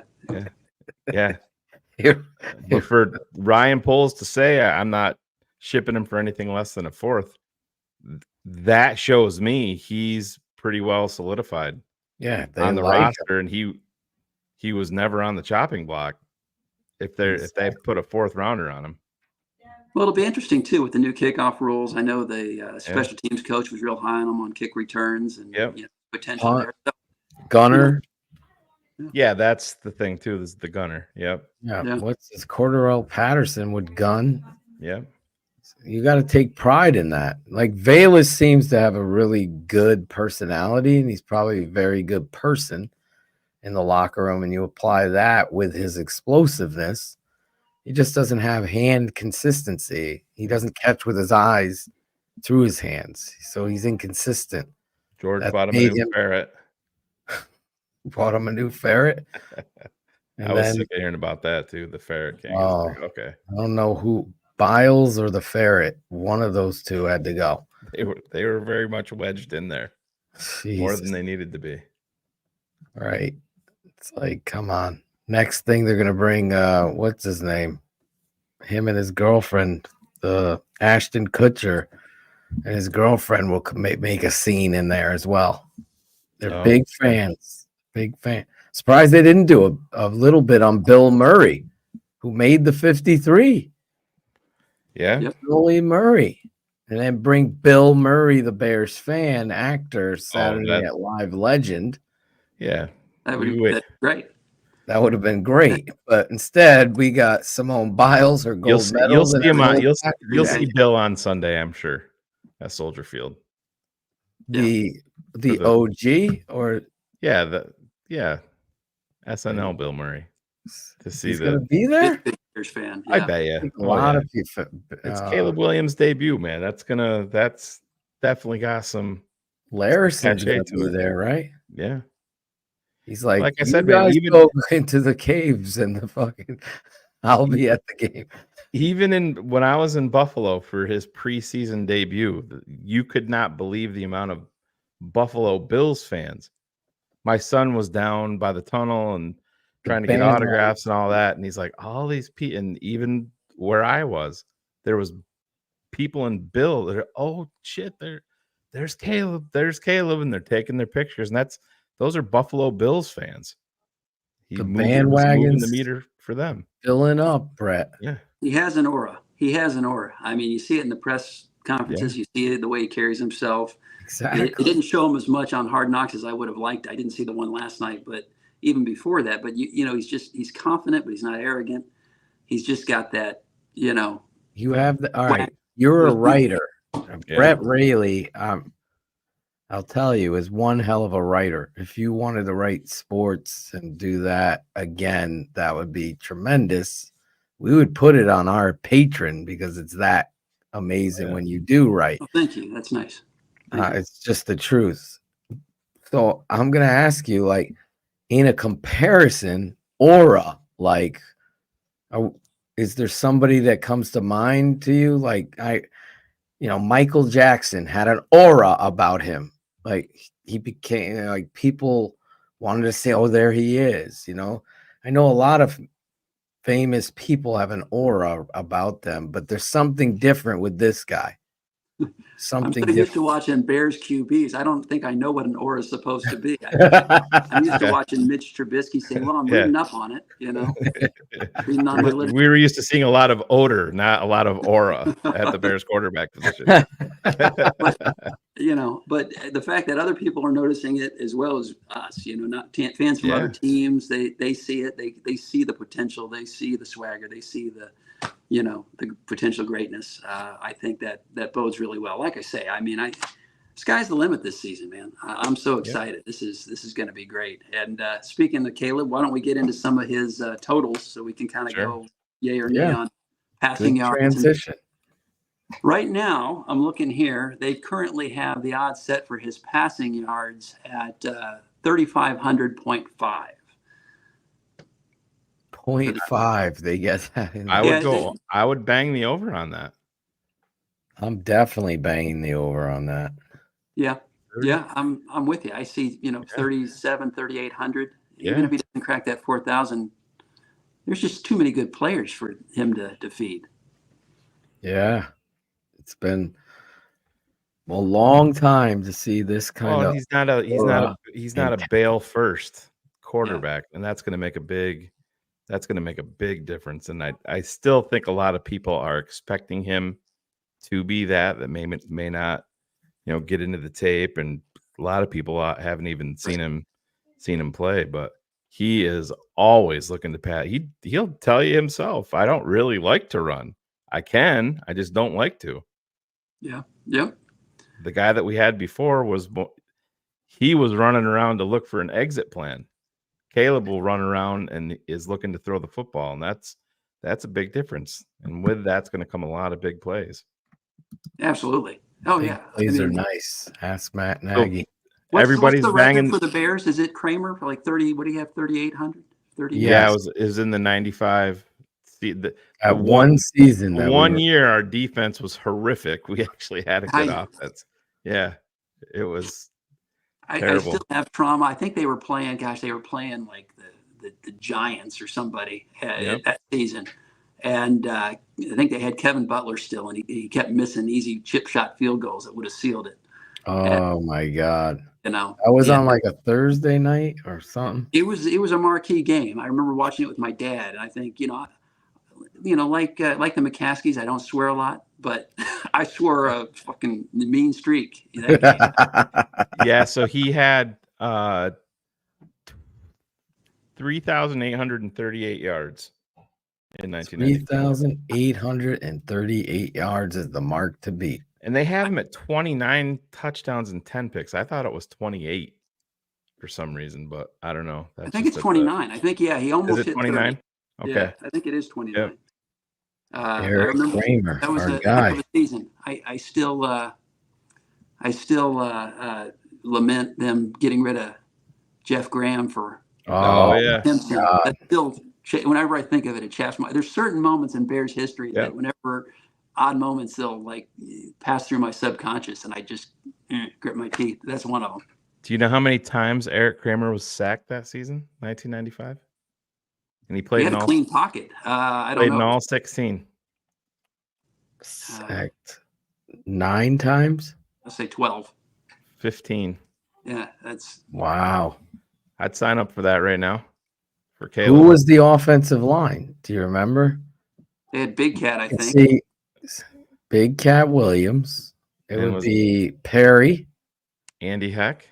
Andy Heck, From KC. Todd Perry, to be clear. Center. Yeah, Was it Jerry Fontenot? The center? Probably. Jerry Fontenot, and then it's either Todd Berger or Jay Lewinberg, if I remember correctly. That would be the line. Jay Lewinberg, undrafted out of Colorado. I still remember Chris Zorich beating his ass in that game. Do you remember our first round draft pick that year? That would be Rashawn Salam. Rashawn Salam, yep. Who had a hell of a rookie year. Yep. That was Shane's youngest Hated player the in jersey, NFL history to ever eclipse 1,000 yards at the time. Hated the jersey number 31. Yeah. Except he wasn't a mutter. Shane and Phil just. Yes, that's true. Was not a mutter. Also not from Italy. Yes. Not from Italy. TTNL advisable $4.99. Love y'all. Making my week as always. Hope everybody's doing great. So we are. We got real quick, Maly here. The offensive line in 95. I'll give you the whole: Scott Adams, Troy Auzine, Todd Berger, Jerry Fontenot, Andy Heck, Jay Lewinberg, Todd Perry, Evan Pilgrim, name I haven't heard in a long time. BYU. Yep. Octus Polk, and here's a name: Marcus Spears. Octus Polk. Yep. How could you forget Octus Polk? And Big Cat Williams. But I had the starters correct. You did. Yeah. 100% did. I just can't remember it was Berger or Lewinberg that started at right guard. I want to put my money on Berger. Undrafted as well out of Penn State. Yeah. Guess who was the fucking line coach? Tony Wise. Yeah. And he was an amazing offensive line coach. Do you remember who our second round draft pick was that year? Wasn't it Troy Auzine? No, we actually had 2 second rounders that year, but one really sticks out. 2 second rounders that year. And One it's sticks out. Yeah. Was he a mutta? No. Motherfucker, maybe. It's John relevant because it's relevant. What's that? Was it John Theory? No. He was a first round pick. He was a first rounder. It's relevant. Jerry Azuma. No, not 95. No, Azuma was like 99, I think. It's relevant because we drafted a guy at the same position, QB number fairly 18. high this year in the draft. We drafted a guy. Todd Sauerbrunn. Yep. Oh. Oh boy, that guy. Yep. Good night, Dev. We're getting family time here. Good The night. only thing I remember about Todd Sauerbrunn is giving up those 2 touchdowns to Hester. Yeah. Yep. Kicking him right down the middle. Yep. And Hester hurdling him. And God, I remember the announcers that game. It was it Deerdorf? Deerdorf might have been on the call that game. He was so pissed. He's like, "Do they kick to him again?" Yep, they do. And he kicks off. He was so mad. Loved it. Pat Riley, the defensive end from the U, was our other second round pick. He's terrible. It and was you start Greg to wonder why the Gumbel. Bears faded in the late 90s. That drafting prowess. Pat Riley. Oh, yeah, that was a bad pick. It would only get worse. Then they even go to play John Allred the next year, I think. And Tony Allred. We had a shot at Tony Gonzalez. Well, the next year, for Rick Meyer. Yeah. They were going to take Tony Gonzalez. That's the bad part. Exactly. That's who they were settled on. I mean, does it got get any John Lynch's brother-in-law? I know I've talked about it on here, but I said the Bears, it's so fun. The Bears made a trade one year. They traded a 7th round draft pick to the Green Bay Packers for Glenn Milburn. And he became a nice return man here. The only problem was the 7th that we sent to Green Bay, they drafted Donald Driver with our pick. Of course they did. A bear That's killer. so Bears. Yeah, so a Bears. bear killer. Dan And we're Dierdorf. spending second rounders on a punter. Yeah. Oh, jeez. Fourth, I can take, but second, oh man. Yeah, third rounder that year, Sean Harris from the Desert Swarm, Number Arizona. 55. Yeah, He was a solid player for us. his son was on our 90-man roster, UDFA, with us last year. Yeah, that's right. Yeah.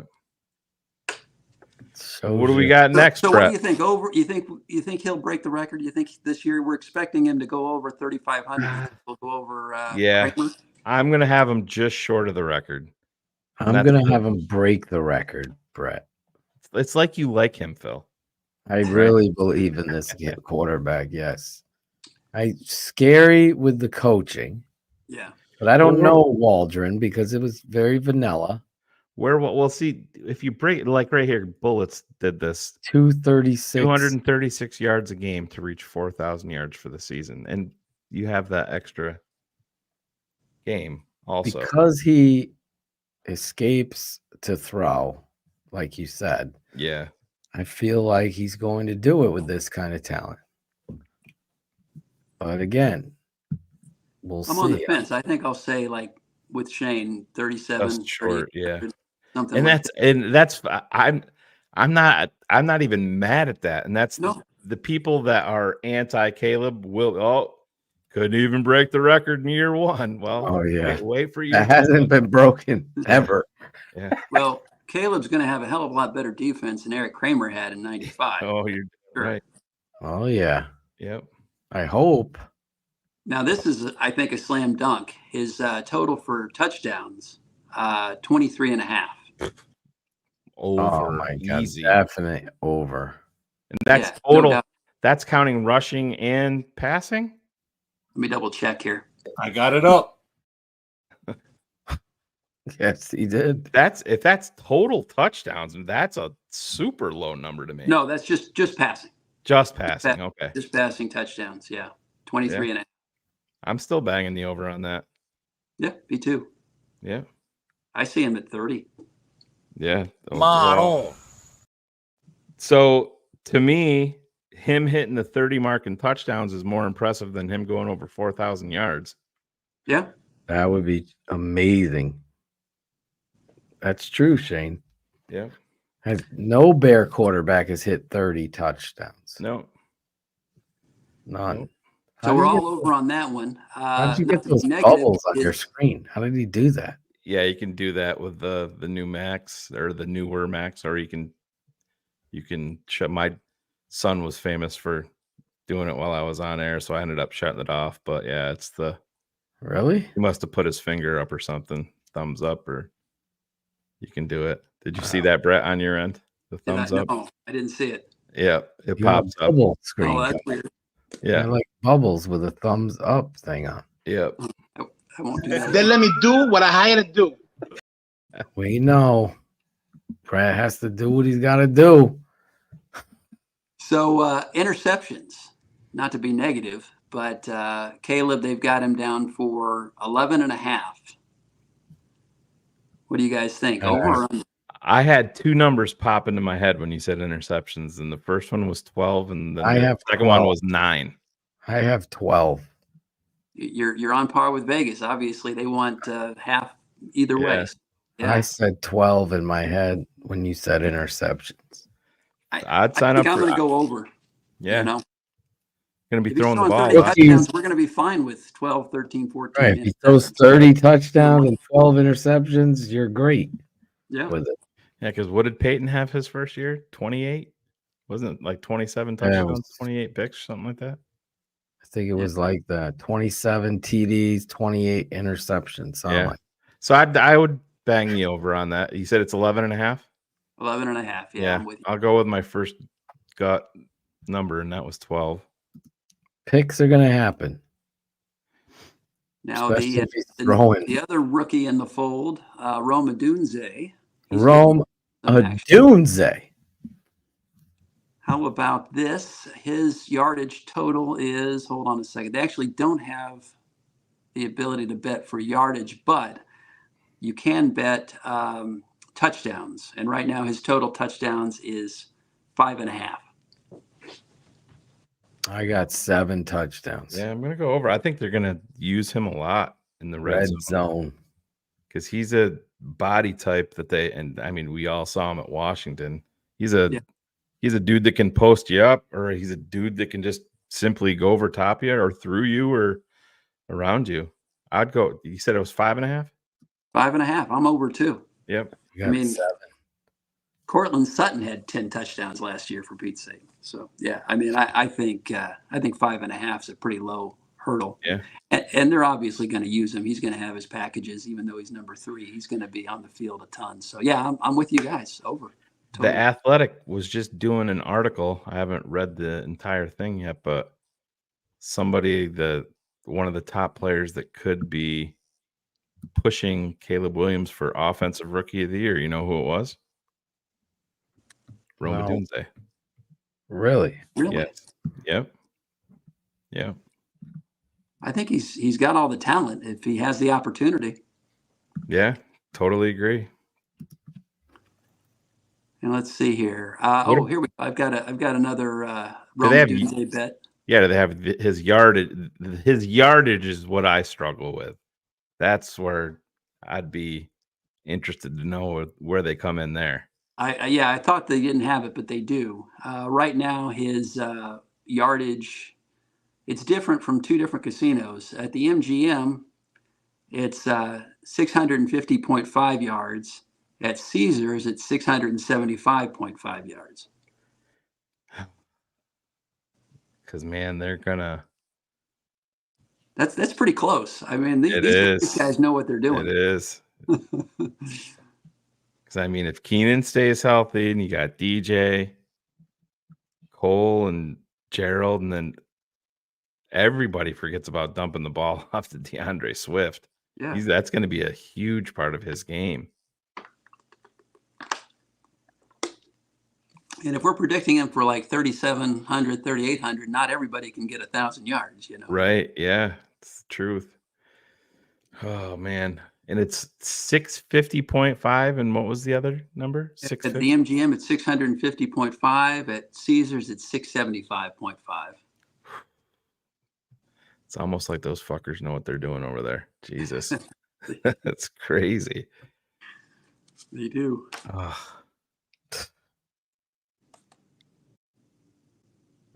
I'm like literally right there at like 665. So I'd be you'd be over the MGM, you'd be under. Yeah. You know, that's what you do. You bet on both places. And right. It comes in the middle. Yeah. Because it's, man. So which one are we going to go off of? For this? Whatever's most convenient for your bet. Yeah. I'll say I'm going to be bold. I'm going to say over. I think it's going to be over even the 675. I see it getting close to 700. Yeah. Yeah. I could see that, I guess. Phil, where are you at? Whiffed? No. Dunze. Dunze's yardage? Yeah. Sorry, I was trying to over 675 or 675. I've thought about this way more than I should have over the past few weeks. Roma Dunze's yardage, because it's been a mental block for me trying to figure out where he's going there. I don't know where he's gonna be. I would be guessing. I would say under. Under 650 or under 675. Oh, it's either or at either. HL's setting records. He's going plus 7,000 plus. Sign up for that. Oh man, I don't know what this. I just don't know the offensive philosophy yet. Well, you know they're going to be throwing the pill around everywhere. I know that. But they had tight ends. They got. Yeah. I'll go over. I think that's probably the best. The one thing that you always hear Flus say is, "I'm not afraid to play young guys, and if they're out there and they're playing, I'm gonna play them. If they're playing well, I'm gonna play them." So well, the way I see it too, I mean, I think he's got a good chance at getting to 700 yards, even as the number 3 receiver. But you got a guy ahead of him in Keenan Allen who's injury prone. He's 30 plus. So if you elevate Adunze to a starter role, then I think it becomes a slam dunk. So yeah, I think so too. Is there an over/under on games played for Keenan Allen? He's next on the list, ironically enough. Take a look at that. And this will be interesting because you know, a lot of people think that he's washed up. I personally think he was doing a little bit of an okey doke in the preseason. I think he'll be ready to go. Right now, the total yards for him, and it's the same across all platforms, is 775.5. 775.5. Yep, gotta get that 0.5 in there. They don't want to push. Light 100.5. Man, if he's healthy, he's going over that. Yeah, I believe so silky smooth. I don't get the whole speed. Oh, he was never fast anyway. That's not who he is. He's never been that. Man, yeah. I'm going. His is just health. It's not skill. Yeah, and that's the one thing I think it works against him. You know, you get people bet these bets, and you know they're optimistic as they should be. But once injuries start happening, you know their projections are based on a full 17-game slate. Yeah, a lot of these guys are going to miss 2-3 games, and Keenan's a prime example. But even at that, 775. Yeah, that's doable. I mean, and what was he at last year? Was it 1,300? Yeah, I believe he's going over that. Yeah, I would agree bring me with over. He gets here, Caleb Williams, everything overshadows. Then there's rumors about his weight. Everyone talks months about his injury history, but like last year, he had one of his best years ever. And you look at his best route runner. It is his best year, right? Yeah. So I believe he has something to prove, and he has a lot of pride. So I would bet the over there, and I believe a lot of people are sleeping on this guy.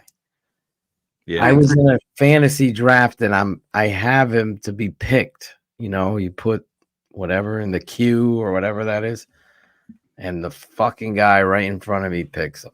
I love that. It was an Aaron Donald situation. Oh man. So, I'll say over too. I'm with you. I think he's going to come out firing. I think the guy that looked a little heavy and slow in the preseason he's still going to be kind of slow, but I think he's going to be missed 4 games. Thank you, Truth. Chicago Sports Truth. Over 100 catches, 1,400 yards while he missed 4 games. He's a technician. Yeah, and that's the other thing, I guess. If you're going to look at the big picture, you got to look at elements too, because I mean that's going to play into it. He's never had to consistently play in the cold, sloppy service, but we'll see. He strikes me as he wouldn't be as affected as some of the other guys. Yeah, he's a mutter possession. Yep, I agree. Yeah, a veteran. He's a gamer, a technician. I mean, you take pictures and show videos of his route running ability. Oh yeah. So that's gonna get him open with an accurate passer. Well, the odds for him winning offensive MVP, he's like the 42nd best odds. Wow. And so extrapolating that, he's not going to win offensive MVP if he's got 775 yards. No, Vegas exactly. Right. So I'll say over for sure. Yep. And okay, just continuing with Keenan, let's see here. Oh, this is kind of a fun bet that they've got. What do you think total receptions for Keenan? Right now, they've got that at 76.5. I say over. He's going to get 86 catches. There's my number that came to my head. 86. He was over 100 last year. Yep. Thinking many receptions did Eckler have? They didn't have all the fucking. It's just so hard to grab. The Bears have fucking weapons everywhere. It's just hard to. Yeah. The number was 76, you said? 76.5. I initially thought that, because I was trying to figure out, okay, if he's going to have 3,700 yards, obviously not everybody's going to get to 1,000. But even before I looked at the number, I'm like, Keenan will probably have 800, and they got it at 775. Yeah. And reception 76.5, which sounds about right to me too. So like you say, these Vegas guys, they've done this before. Yeah, I'll just go. I'm going to go a smidge over. So I guess I'd bang the over on that. And that's all, again, it's all based on health. If he's out there, he's going to produce. I mean, he is good, and Caleb's going to find him. He said over on yards, so I'll say over on receptions too. Yep. And then let's see here. Total receiving touchdowns for Keenan. They've got him at 4.5. It's got to be over 4.5. I'm going to go under on that. I just think there's going to be 3. Well, he could get 4. 5. Yeah, that seems so 5 to 7. Keenan running that whip route inside the red zone. Touchdown, Bears. I can see 5 at least. Yeah. I'm starting to feel like a homer here. I'm going to say over 2. Yeah. I can see 5 or 6 or 7. Me. Yeah, 4.5 seems a little low. How many did he have last year? I don't have the stats in front of me, but I thought it was over 8, wasn't it? Yeah, somebody had it in there in the chat. Well, somebody will put it back in there, but yeah. Oh no, he only had the missing the games. One of them Bullets will get it tomorrow for us. Yeah, I would go over 4.5. There you go. He had 7 last year. At 7, okay. And that's with less weapons around him on offense. Yeah, but he was kind of the only weapon. Yeah. Yeah. Beating him pretty good. So you're doubling those routes outside. This guy runs better routes than all of them. Well, that's the thing. I said, you think about putting even Tyler Scott's going to factor in here just with his speed, clearing guys out. You think about Cole Kmet and Keenan Allen in the intermediate area. That's fun to think about. And then if they're not there, you got Swift. Then you can just nuke everybody. Yeah. It's going to be a fun year. Love it. All right. So let's move on to the alpha dog, DJ Moore, or as they say in England, Denniston Oliver Moore Jr. Let's see. Right now, his God, this is another good one. Total receiving yards, 999.5. Over. Yeah, he's going over 1,000. Yeah, I think so. I mean, I kind of had 1,000 in my mind. I didn't think he'd do as well as he did last year, but I'm like, he'll be at least 1,000. And then I look at the line, 999.5. Bastards. Yeah, they do mess with you. So yeah, I'll say over. I could see him going over pretty easily. I could see a path to him being over a lot better than under, unless he got hurt.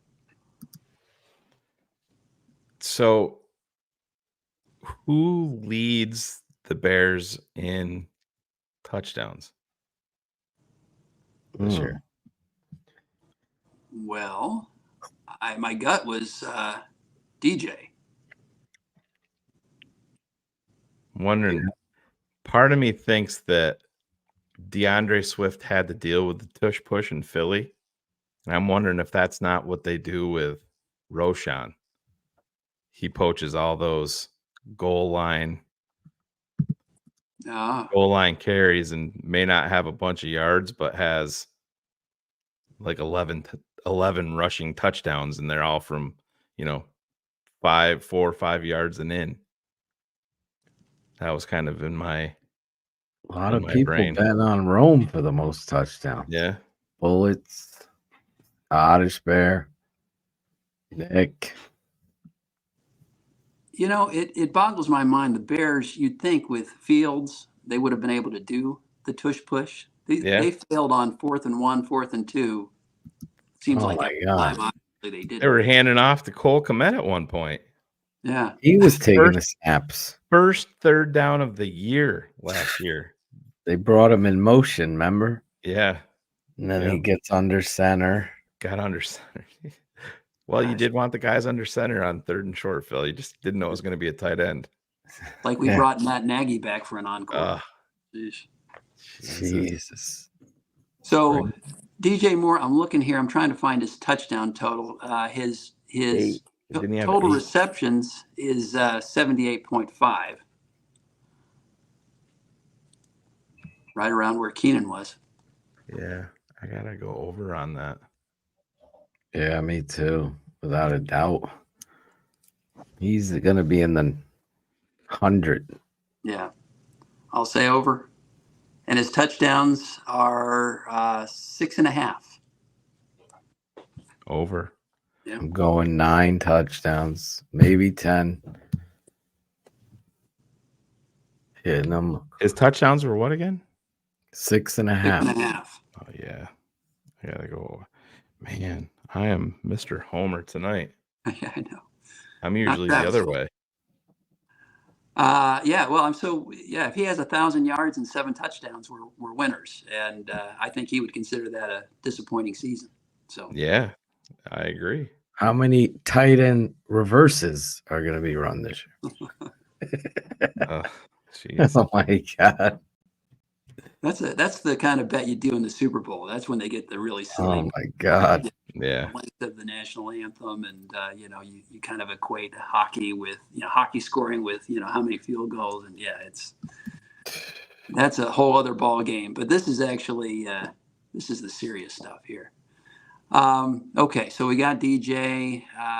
We went over all across the board. Why don't we switch to the running backs and see what our new boy Swift does? Right now, Vegas has him at. Oh, this is interesting. The number one bet for Swift is his receiving yards. And right now they've got his over-under at 225.5 receiving yards. Over. Yeah, over that. Over. And he bounces one. He almost had one of those in Buffalo. He almost had. He would I've seen that play 50 times. I still don't know why he cut back in. Just keep running straight. Stays outside. It's a house call, but yeah, he could take a screen 50. That's what I'm saying. Yeah, I'm over too. His rushing yards are 700.5. Another good line. Love that 0.5. It is a good line. I don't know him as the workhorse. Yeah, I don't think he's going to rush for. I know there's people out there that say, "Oh, he's going over." I'm not. He's not 1,000-yard back. No, I didn't think so either. Yeah. But I was thinking like, 800 maybe. I was right in the 650 to 700-yard range. I'm in the 800. I can see his rushing and receiving totals being eerily close. Yeah. 600 and 600. Yeah, I could see that. Yeah, so I'd go under on the rushing was 700. 700.5. Yeah. I'd go under on that. I have the over. I have 8. Over 8. I'm going to go under. I'm kind of coming around to Shane's way of thinking, and plus we've got so many backs. You're right. Velus is going to cut into all his carries, so I got to change my now. He's alive, Brett. He is alive. Velus. I got to watch that. You haven't plug in seen my daughter's password. Yeah. It is fun. Actually, I thought the way that they end it. They're looking at running backs in the way that they end the last scene they show, I thought it was pretty dope the way that they. Oh yeah, I won't handled ruin it for Yeah. Brett. No spoiler alert, Robin. Yeah. Did you guys watch? Not to plug another network, but I know you guys are buddies. Did you watch Lauren Cox's Locked On Bears this morning, where he was? I did not. He was No. doing the whole Zapruder analysis of the blurred out board. Oh, And yeah. He was like, oh, you could tell because the name was longer, so it was Robinson, or so Yeah. he was going through it. He was trying to pinpoint, who they had up on the board, what the different colors meant, and everything. It's a good watch. I recommend it. Shay Norley, Caps Lauren. buddy, he was having a meltdown. He's like, if you have it blurred out, why do you have to show a close-up video of it in the first place? He was losing his mind on the radio this morning about it. But I didn't even notice that scene. The one thing he did say, and this is kind of for better or worse, but he said initially when they didn't have Travis Homer on there, until our undrafted free agent got his injury, and then all of a sudden Homer. Of course. Yep. Travis Homer is the one. I was going to ask that tonight. Who is the one guy that shouldn't be on the roster? Yep. Wanted to know your opinion. Travis Homer to me is. Yeah. I would rather have Velus over Travis Homer anytime. More upside there. Yeah. Travis, I don't even know how End of the day, Velus is a top 5 kickoff return guy. Right. In the NFL. At the very least, yeah. Yeah. So no, he does you a lot more good than Homer. The only Homers I want are us. That's right. Exactly. So all right, so we've come to a consensus on Swift. We're betting over on the receiving. I think Phil was over on the rushing yards, and Shane and I were under on that. Let's see here. What do they have for touchdowns for Mr. Swift? They've got total rushing touchdowns 4.5. That's so that total. That's you said rushing. That's just rushing touchdowns according to what it's showing. I think that this offense is explosive enough. I think he can pop. I think some long ones. Yeah. Yeah, I think he can go. I'm going over on that. Yep, me too. What do you think, Phil? What was the touchdowns rushing? Now, this is not receiving too. This is just rushing 4.5. Gotta go over. Yes, for Swift, correct? Yep. DeAndre Swift. Yes. Gotta go. They didn't have any betting odds for anybody else other than for the MVP. You can do Khalil Herbert for MVP, but you can't bet on his yards or touchdowns or anything. Yeah. So. Alan Bratcher put down 10 grand on that. Khalil Herbert MVP. Oh man, that's why these casinos are all so opulent. You got guys. Yes, exactly. Cole Kmet. Let's do a little tight end action. Let's see. Stewart doesn't see any of these players going over on anything. Doesn't see all of these players going over. Sorry, not any. All. Yeah, I've been under on a couple. It's one of those things that when you start thinking about it, they seem like low totals, but when you factor in the long season and injuries, injuries, yeah. More times than not, if you bet the under, you're probably going to hit more times than not, really. I think I joked about that with you guys last year. Yeah. Again, a lot of the people making the bets on the players, they're fans of the player or fans of the team. So they're going to bet it up. And if you be contrarian and just bet under on everything, I'd like to see a study on that. So yeah. Corn Planter Super Chat has a question for you. Brett, what's the over-under on the number of assistant coaches being fired? Wants to. Jeez, I don't. Assistant coaches, not even coaches. Holy crap! Not even coaches. Are we talking about the Bears, or are we? He's talking about the Bears. Yes, because we had 2, right, that we lost last year. Yeah, we had 2 fired. One under extreme circumstances that we don't know. The other one we still never figured that out, huh? It's all sunshine. It's all mudders. All mutters from Italy. You know, I don't know. I think we'd better go a whole season without having to cut ties, you know, right in the middle because of, you know, SWAT team showing up at House Hall. There you go, the SWAT team. Yeah, ridiculous. Chubbs also has a super chat of $5. Chubbs 82. Bear the fuck down. Sorry, the McCaskies. You'll ready, y'all? I think you'll, but he means y'all. Ready for a decade of dominant football again? Let's fucking go. That'd be nice. Chubbs is fired up, Shane. Chubbs is always fired up. Chubbs. I love Chubbs. Glad to see him back. Is he still there or he left? He's always lurking, I think. Lurking. Yep. If we win 10 or 11 games, I want at least 2 of them to be over the Packers. Oh, yeah. God. Yeah, you got to get at least one of them. We gotta beat the Packers. Yep. Got it. If I hear Love talking about, you know, taking over ownership of the Bears again, yeah. We're gonna put a stop to that shit. You have to. You have to. And I mean, I think they were gonna do it last year. Well, yeah. They didn't do it. That was the Super Bowl.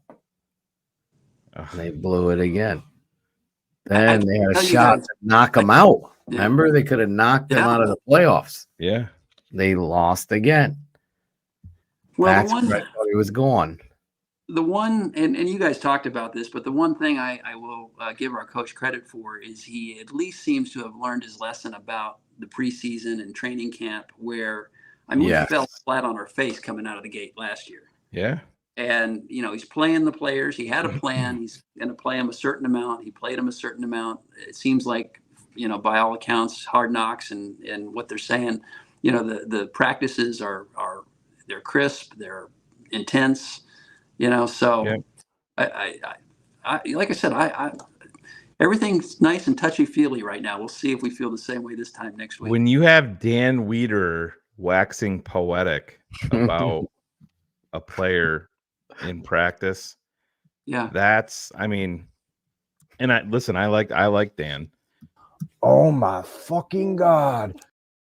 But he takes a lot of grief from a lot of fans because, you know, he's there every day, and it's everybody assumes he's playing on emotion, but he's sometimes the truth hurts, you know, like, hey, there's some big time issues here, and a lot of fans don't want to hear it. But you read a couple of his last articles talking about the quarterback and referring to him, you know, the way he's getting rid of the ball and some of the throws that he's making as striking. And I can't he literally says, I can't emphasize that enough. Striking. Wow. That is significant. I don't give a shit when you have a guy that's been around the beat for as long as Dan, I think since 2013, I think, or 2012, he's been here. So he's seen a lot of shitty football. I was going to say, and Weaver is always a little bit cynical, if I remember. Yes. Yeah. Oh, that's the word. Yeah. Yeah. That would be the writer. That means for sure. Cars used to call him Danny Downer. Yeah. Yes. Like I said, this is great, but now it's put up or shut up time. I cannot. Brett Maly. It's like you changed course. Remember, Brett always had the audio issues. Yeah. Hey, now he's fixed it. Nice. And Bears have always had quarterback issues. Yeah. Now it's a new day. Don't jinx it either way, because I'll crash out and the Bears will, you know, win 4 games. Nope. So, all right, let's get back to Mr. Cole Kmet here. Let's get back to business. I think he's an intriguing player. I think you know, it'll be interesting. I think he's one of the top 6, 7, 8 tight ends in the league. Yeah, no, I can agree with that. Cole has stepped up. So he's Phil was wrong about him, Brett. Phil was wrong about him. Cole is stepping up. Well, you know, and I got to give Phil credit, and this is something that you know, a lot of people don't. You know, Phil will state the tape never lies, and the tape doesn't lie. But what Cole is putting on tape now Yeah. is a lot better than what he was putting on tape 2-3 years ago. Oh yeah. Well, I just That's brought the up his point, stats. Brett.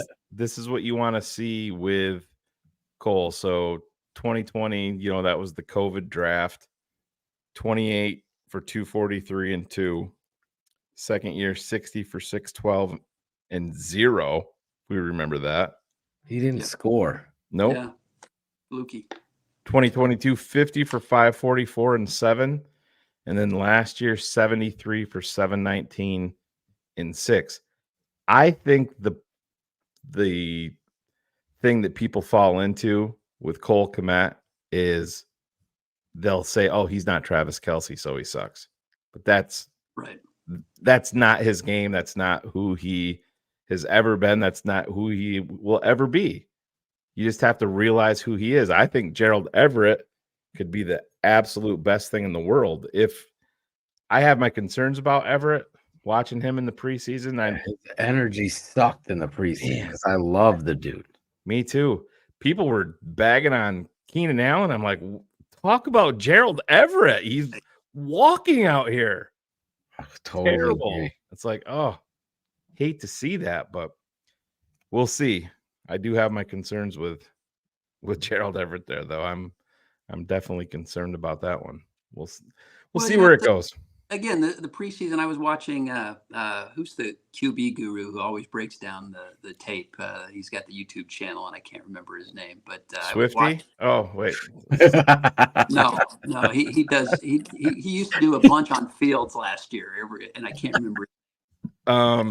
You're talking about JT O'Sullivan. JT O'Sullivan, yeah. But I've watched a number of the videos, not just on Caleb, but on other players. Anthony Richardson, I drafted him in fantasy, so I wanted to watch it. And there was a lot of, very loose routes, and a lot, Michael Pittman were, rounding off routes and low, so you don't want to see that. And I don't want to excuse it, but you got to hope that when the lights come on for real, that guy will shell out. Yeah, that's what you're hoping. We were Riley and I were literally right behind the Bears bench in Buffalo, and Riley's like, 14 is Everett, right? And I'm like, yeah. I'm like, we're sitting there watching. I'm like, he wasn't even going 50%. Yeah. On some of the routes. And I'm like, holy shit. Yeah, and then you go back and you watch it. That's what worries me about the coach, Brett. It wasn't just that game either, sadly. I mean, you can turn on the Cincy tape too, and I'm like, the Cincy tape, even on that route that Caleb threw behind him. Yeah. You remember I think it's the first play. He's not running his route. No, not at all. I'm like, well, JT O'Sullivan called. I would lose my shit on that guy. JT's been very critical of Cole Kmet. He was last year, and he was bagging on Gerald Everett. He's like, buddy, what are we doing here? He's like, I know it's preseason, but that's what makes me worry about the head coach. Yeah. Like, he's all goody good shoes when shit hasn't hit the fan. Like, you got to hold these motherfuckers accountable. That's part of situational football. Yeah. That's part of situational football for me. Right. He doesn't even have to rip them on social media either, Shane. Yeah. Well, I guess the good news is Kmet's earned his stripes, and hopefully, it's not politics over performance. Right. If a guy like Everett loafs, he's on the bench, and you don't see him for a while. Yep. Voted team captain, by the way, Cole Kmet. Yep. And Cole Kmet has that personality that obviously the Bears are embracing. Team, good guy, good head on his shoulders. Only good thing that's come out of Notre Dame since Chris Orch. Our boy. Cole Kmet, he's got one more year, right? He's under contract. No, they extended him. That's right. Yeah, they extended him 4 years. He's got 3 more years plus this one. If our coach, to Phil's point, shows that he's competent, I love the way our team looks. I really do. The roster, I don't want to say we're set, but for the next couple of years, a lot of the problems these other teams are having, we're looking pretty. Yeah, it's the trenches on both sides where you have all the I questions. like what the Bears have done on the offensive line. Yeah. Keeping Pryor to me. Pryor showed me some stuff on tape that I like. Oh, they're He's a little very high on them. underrated on that guy. Ryan Poles. He undrafted, or did we sign him from somewhere? Yeah, He's out of TCU. What's his story byline? Yeah, he's bounced around a little bit. I saw Corn Planter wrote he was upset that the Bears cut Bates. He's talking about the tight end, Bates, instead of, and then keeping Travis Homer. That is the exact same fucking thing I've been pissed off at. Mm-hmm. I really loved Jeremy Bates out of Kentucky. Yeah. And where did he sign? He went somewhere, right? The Jets claimed him. The Jets claimed him. Yep. Yep, they did. So the Jets have him on their 53, and we have Travis Homer and Velus. Yeah, it's not the old quarterback coach Jeremy Bates, by the way. It's Brendan Bates. Brendan Bates. I'm sorry. I confused them. Tight end out of Kentucky. Yep. But Matt, I remember the old days when we used to, cut guys and put them on the practice squad, and there was no danger of anybody ever picking up anything. They don't want our calls. Yeah, that's part of having a good team. Yeah. Yeah. And I mean, I'll be honest, I liked all of the young guys that they had, and Carlson showed out to me. And so, I mean, it is what it is. You're gonna lose some guy. I remember we were all excited about Jesper Horsted, and right, how the hell do you let him get out of Chicago? And I did like that guy too, but no one was a bigger horse fan than Cars. Yeah. Yep. I was with him though. I was pissed. Pryor came into the league with Philly as a 6th round draft pick. He was on the Niners, Colts. Then he went to the Colts, Niners, and then the Bears. Yeah. He's I like him. Yeah. I have to get someone's name wrong. It's becoming a tradition here on this show. Brendan Bates. What do we got next, Brett? Well, what did we decide on Komet, his touchdowns? He's or I don't even know if I said it. He's I'm sorry, 3.5. 7 last year. He's got to be over that. Yeah. 3.5. He better get 5. And that number hasn't changed since it opened back in April. So yeah, I'm over too. This dude Waldron loves the tight end, just not the tight end I thought he should keep. Brendan Bates. So we're all over on the touchdowns. What do you think on the receiving yards? They've got him down at 475.5. That's a good Somebody's going to take a hit. I'm thinking he's got under. What was it? 475? He was 719 last year. I believe he'll be under 475. I'm going to bet the under to make him go over. Yeah. I'm going to say over. Of course, I've been saying over. That's so got them all over. 4,500 passing yards based on my overs. Yeah. His jump catches keep him under 475. He gets in the air tackled. Although he did drop pads a few times last year. Seeing growth. Yeah, I think he's going to be under his totals from last year. But would you say 475? 475. I see him at like 525, 550. Yeah. He'll take a hit, but that's pushing 600. Yeah. And he's not an injury-prone guy. He's been healthy. I don't think he's missed a start. That seems very, very low. Yeah, he has not. I don't think he's ever missed a start. So, yeah, I'm over. He'll swing the bat 8 times, says Old Hawk. 85. 8 touchdowns, 500 yards. That sounds good to me. If you know Cole Kmet, his end zone dance is the home run swing. Yeah. So he'll be swinging that bat.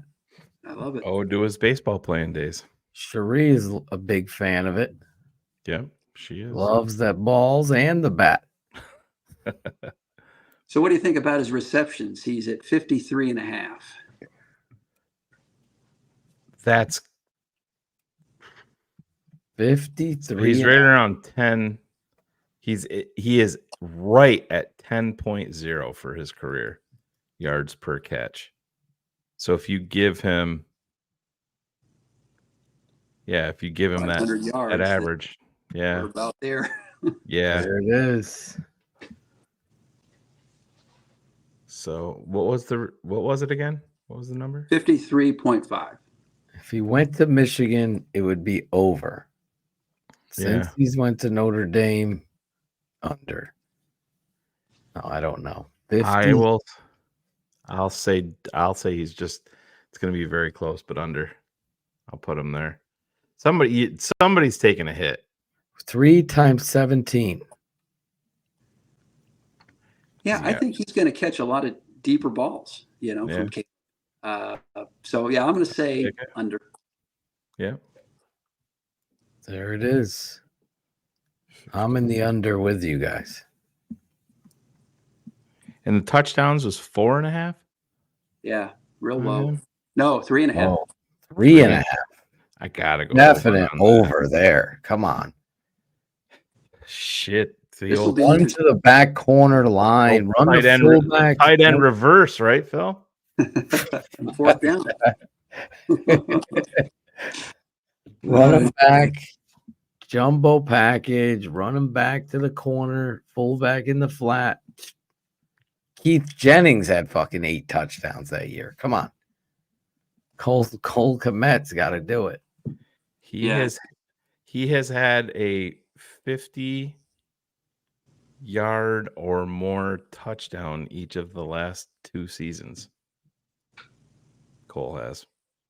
I still see that one against Detroit, right? Yeah. I was there with Cherie, my girl. The most impressive one he's had was that See one you backstage. New Orleans. Enjoying the was that the one-handed catch? Yeah, that was the one from that Bajan. was the Falcons, right? No, Bajan. That was the Falcons. It was the Falcons? I think it was the Falcons. I think it was in New Orleans on a 3rd down. Fucking 2 looking shitty domes. That's why. No, we played Atlanta in Chicago, I thought, this past year. Yeah, wasn't it a snowstorm? Fought it against. No. Yeah, I'm thinking the one-handed catch. That wasn't last year. That was the year before then. Yeah, they played in Atlanta. But I thought I'm telling you, no, they played in Chicago against Atlanta this past year. It was snowing. We're talking about the one. Yeah. The one-handed catch I remember was in Atlanta. All over him. That was indoors. Didn't we just play in New Orleans this past year? He had a hell of a touchdown. It was in New Orleans. Tyson Bagent rolled out and then spun back the opposite way, and everybody's like, "Don't fucking throw it!" And then he threw it, and it was touchdown. Yeah. Mike Haw says, "Yeah, it was New Orleans, bro. Get him out there, Mike." Well, I tell you Mike what, hates Mudders too. Let's switch gears and let's give the defense a little love. You guys want to do a couple of defensive props here? Yeah, and absolutely. Then we'll go back to some of the players. There's not too many, but they have a prop for our favorite addition from last year, Montez Sweat. They currently have his sack total at 9.25. Gotta go over. Got a double digit. I think he's going to be 12 and a half. Yeah, 12 and a half last year, right? Between the two. He did? Yeah. He's going to have 13. He's the only player in NFL history to lead 2 teams in the same season in sacks. Yeah, that's never going to be broken. Yeah. Yeah, I'd be pretty disappointed if he was a push or under. It's got to have more than that. Well, you're not going to push at 9.25. Do they get quarter sacks? Yeah, probably not. Well, don't give me any ideas, Brett. So yeah, I'm over. Not yeah. I mean, he'll be double digit if he stays healthy. Yeah. He looks already. They did no spoilers, Brett. They did have a Montez scene. Did they? Holy cow! They have a Montez scene. It's very short. Is he holding pay with his ferret? No, he's not. He's actually coaching up a young rookie. Okay, cool. That was our Montez wet scene.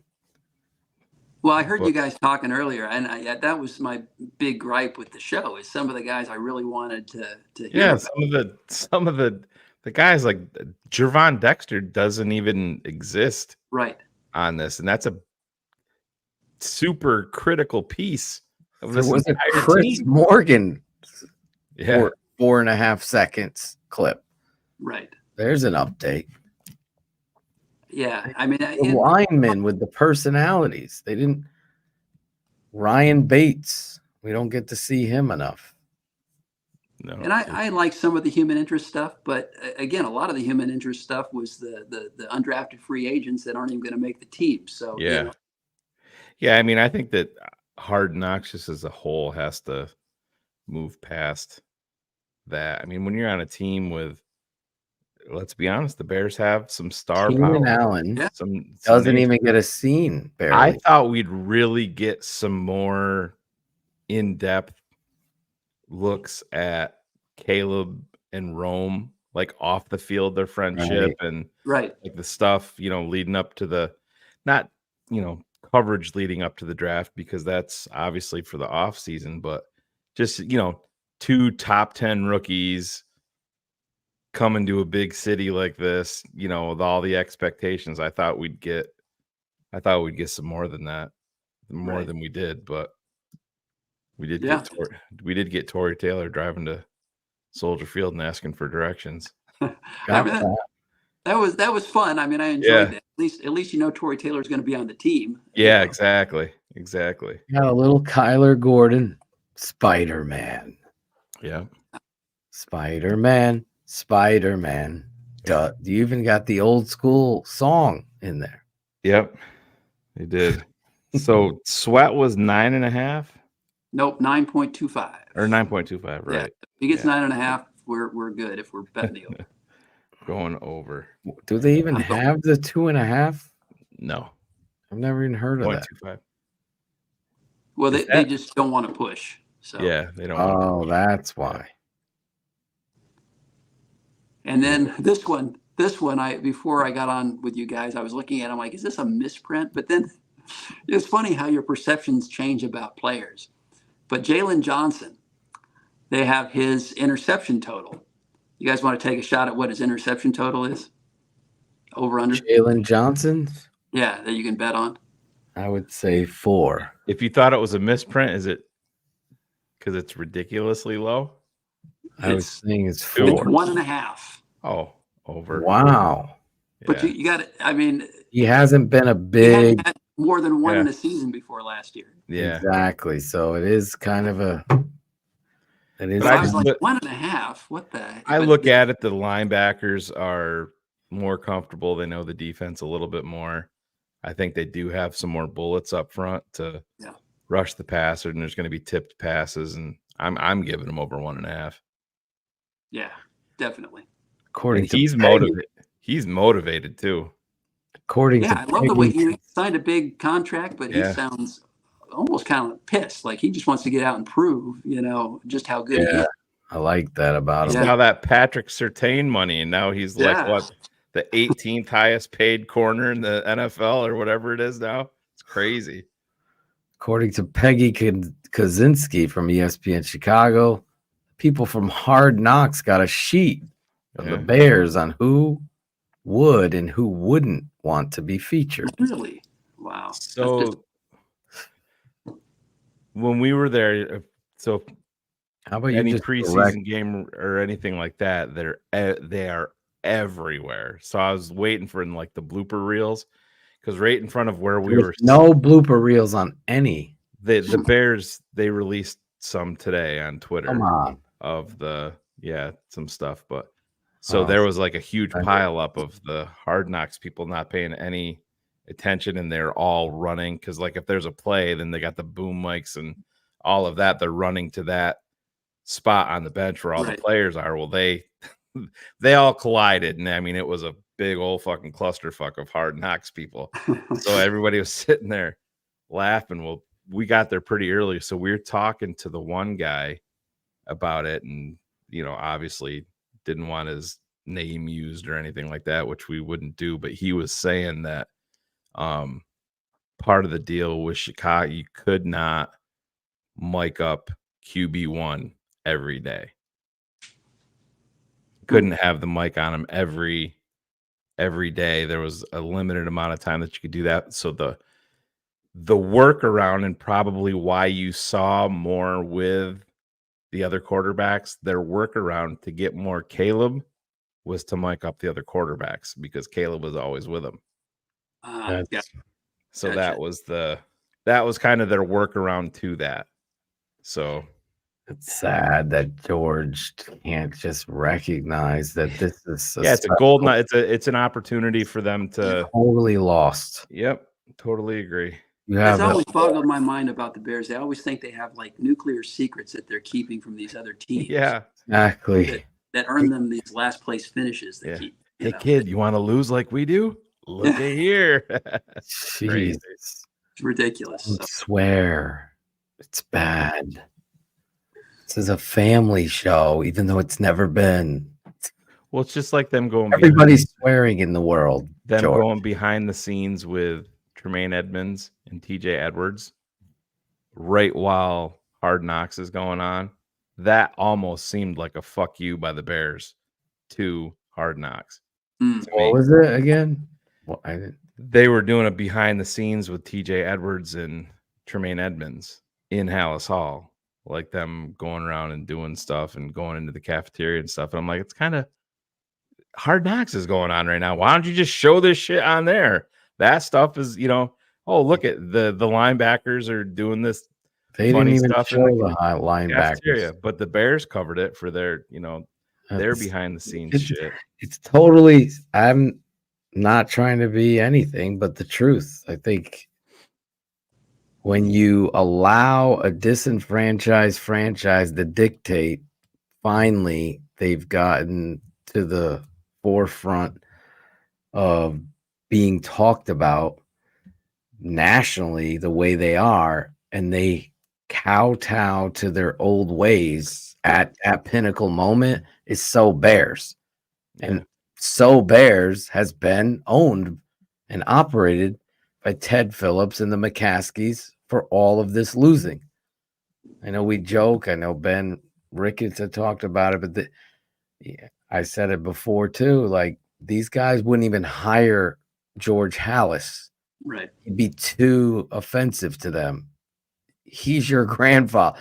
Like, you have to tap into something historically that works, because football isn't going to church, George, with the priests and holding it a court. And we can't say Jeepers Creepers all the time, George. You have to have some big boy moments. And just because little Tommy and wants to sit with his dad, well, that's the moment dad's like, this is football, son. This is a different thing. And I just think it was an error on so many levels for them. And then they took control of it and made it even worse. And let's be honest, if it was another team, I wouldn't even watch this shit. I'd be burying. I would have tapped out. I said that totally a couple weeks tapped ago. out. If it wasn't the Bears. And one thing I'd really like to do is find an actor, child actor. This is our plan, Brett. Tell me. We find a child actor and he signs up for Chicago Little League or whatever, right? And he gets to the plate and he just starts cussing at George McCaskey, the umpire. You motherfucker. You are the worst. Yeah, it's just that would be awesome. It's film it all like Hard Knocks. It's very, very small minded. I don't get it. You have legitimate star power. And I mean, come on, let's be This is Let's be the honest. home of the Sopranos, George. Yeah. You've made it home of the fucking classic piano. Right. Nobody. Yeah, I mean, there's nothing wrong with, you know, having a group of good guys, you know, high character guys, and it seems like the Bears have got that. And there's nothing wrong with telling them, hey, you know, mind yourself on camera. Once it's out there for the world to see. Just kind of be careful. But you can run it by him. I mean, yeah, but to Phil's point, you know, you're trading, you know, blocks with, you know, you're going to be, you know, fuck you, you know, there's going to be some, and you know, for them to, you know, it makes me. I've had a conspiracy theory with the Bears pretty much my whole life, and that's what gives me pause when you know that there's still some of that going on, even though, like I say, you know, the stars seem to be aligned, but there's a little bit of that Paul. Yeah, it's the coach and the owner. Yeah, that's the thing. The kid, being Caleb, is like, in your world, you don't tell a painter to stay in the box. Right. You allow that, the authenticity of the art. Right. Football is that same art. Let's just be honest. The McCaskies are clueless. Right. Clueless about the art. Now, maybe they got it right. And so far with polls, I love what they're doing. But still, as Cars has put it many times before, they kept Dick Duran because they went to church with him on Sundays an extra year. Yep. They're always doing these things that are completely not in the realm of authentic football first mentality. Who was the football coach we lost out on because he ruffled too many feathers? The guy with Arizona that was Bruce Dave Arians. McGinnis. Yeah, Arians. Oh, Arians. I thought you meant the one No, not McGinnis. They said they Not agreed McGinnis. to a contract with him, and they did not. Well, that was so Bear too, but I'm talking about Arians. Bruce Arians goes and wins a Super Bowl with Tom Brady, right? In Tampa, yeah, but at that point, yeah. But I'm just saying, this is the kind of people they disassociate with, are authentic football people. Yeah, right. And that's why it's totally true that their life being created without George Halas, they're not here, if you follow what I'm saying. And he's the quintessential opposite of them. So maybe do us all a favor and step the fuck back. I don't know what chairman even is. It's like he's not an owner. Virginia's the owner, right? I still am confused at this, Brett. Maybe you know. And when Virginia passes, how does this translate down? It's to Pat Ryan, right?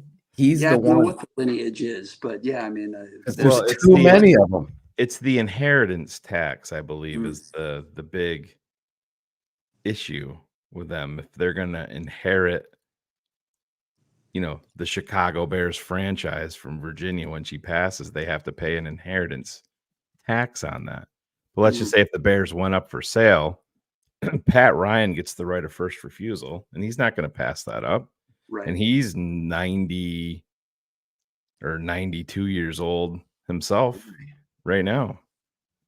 And he's got, you know, fuck you type money. So he's not gonna pass it up. Right. Yeah. It's interesting. Well, hopefully we'll worry about it after a Super Bowl championship this year. Yeah. Let's just go out and win. Let's just win. That's all we can do. That's all we can do. You guys got any questions about some of the I mean, I've got some prop sheets on, you know, who's supposed to win MVP, who's supposed to, you know, offensive player of the year, all of that. You guys, are you curious about any particular player? Is there rookie of the year there? Let me look here. I know in the ESPN simulator there that I was talking about earlier, it had Jaden Daniels winning it. I said, I still can't see the sheets fascination there. Yeah, I don't have rookie of the year. I have most regular season rushing yards, who's got odds to win the rushing title, most regular season receiving yards, most regular season passing touchdowns. What do they have the receiving yards at for the? So this is for the NFL though, right? This is for basically it's you can bet on a player to win the most passing touchdowns or the passing yardage title. So is the yardage is that Tyreek Hill and everybody else? For yardage, yeah, it's Tyreek Hill and everybody else. Tyreek Hill is 6-1, Justin Jefferson 7-1, CeeDee Lamb's 9-1, Jamar Chase, now that he's practicing, he's 10-1. Boy, Justin Jefferson at 7-1 with Sam Darnold.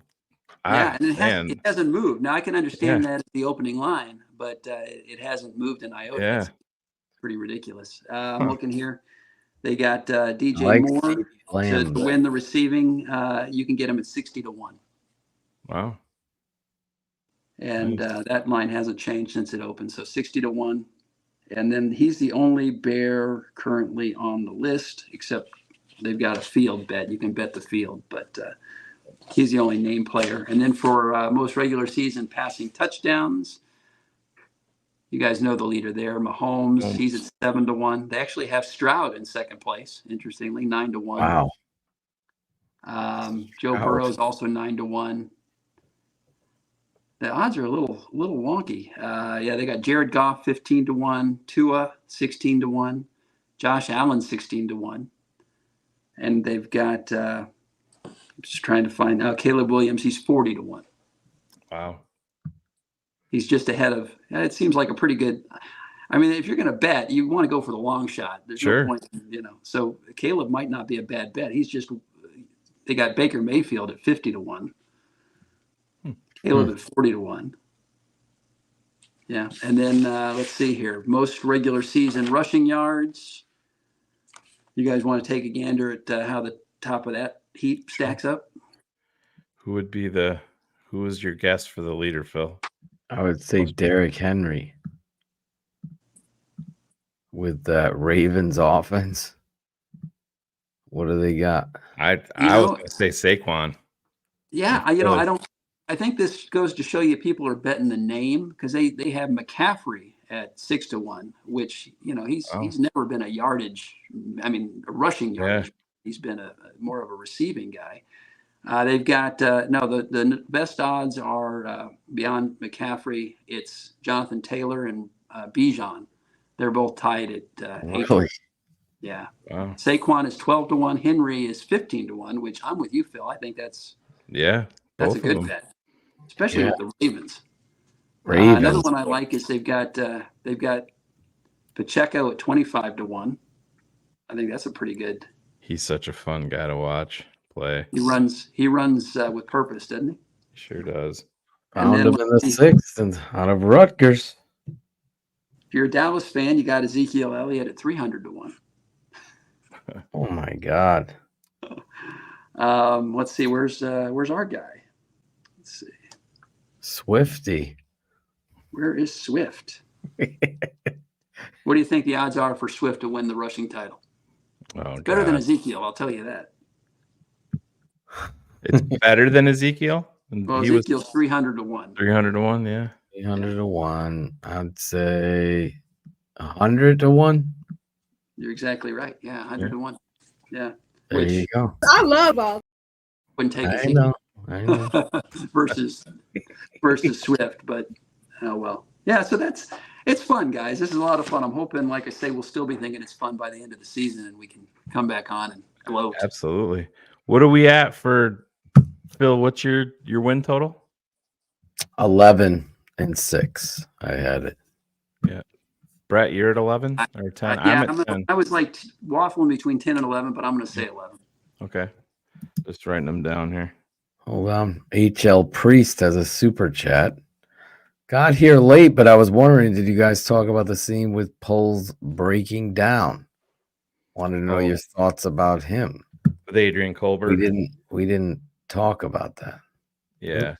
It just shows, I think, more so the human side of it. I know Brett hasn't gotten a chance to watch it, but he's talking about was when on cut down day when Adrian Colbert comes in, you can tell immediately, like when he comes into the room, you hear Ryan Poles just mutter to him, he's like, man, I hate this. Tough. This is and tough. Adrian's like, yeah, I know, man, I know. And then Poles has to get up from his chair and walk out of the room because he starts crying. So I mean, there's obviously who would be against Poles doing that? Like, what asshole is criticizing him? Well, because I thought that says a lot about him. Same people that want you to scream at 8-year-olds for, probably. You know what I mean? You're 100% right. But yeah, I thought that was great. Oh no, yeah, it shows the human side of it for sure. And I mean, knew that he had to get away from the camera because he didn't want to have it. You're with these guys more than you're with your family. You know what I mean? It's there is, and he's not a 22-year-old undrafted free agent. He's a 30-year-old guy, and you hear him say, I have to make some decisions. This is it for me, and he has not. By the way, he has not signed on anywhere. Yeah, so he can't. I was wondering his role on the practice squad because he's so veteran. He can't. He I should don't be know. able. Why wouldn't they put him in there? There's some different rules there. Yeah, that's what I don't know because I was like, why wouldn't you bring this kind of guy? He was in Pole's office with no shoes on.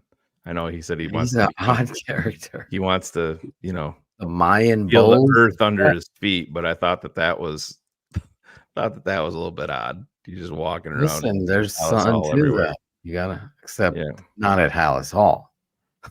Yeah, walk on the grass, get those. Oh no, I get outside. I get it, but walking into another guy's office with your bare feet's a little. That's different. grounds for cutting. Well, maybe he couldn't afford shoes unless he made the roster. right. Hey, you're getting me out of here, man. Yeah. I thought I was getting those Panda Dunks. Yeah. And now I got nothing. I got the Fred Flintstones. That's funny. But yeah, he has not been picked up anywhere. Yeah, so, I liked him. But yeah, I think upset about Bates, but even the talk that Ian Cunningham had with Austin Reed, I thought was good. You know what I mean? It just they clearly see something in there, and they wanted Rippon back. Yeah, clearly they wanted to keep that. They told him he was their number. If it came right down to it, and they were going to keep 3, he was going to be the guy they were keeping as the 3. But as Rip said, he's like, I don't want to. What is he? 28 years old. He's like, I don't want to be bouncing from practice squad to practice squad, and now he's going to be getting active 53 checks.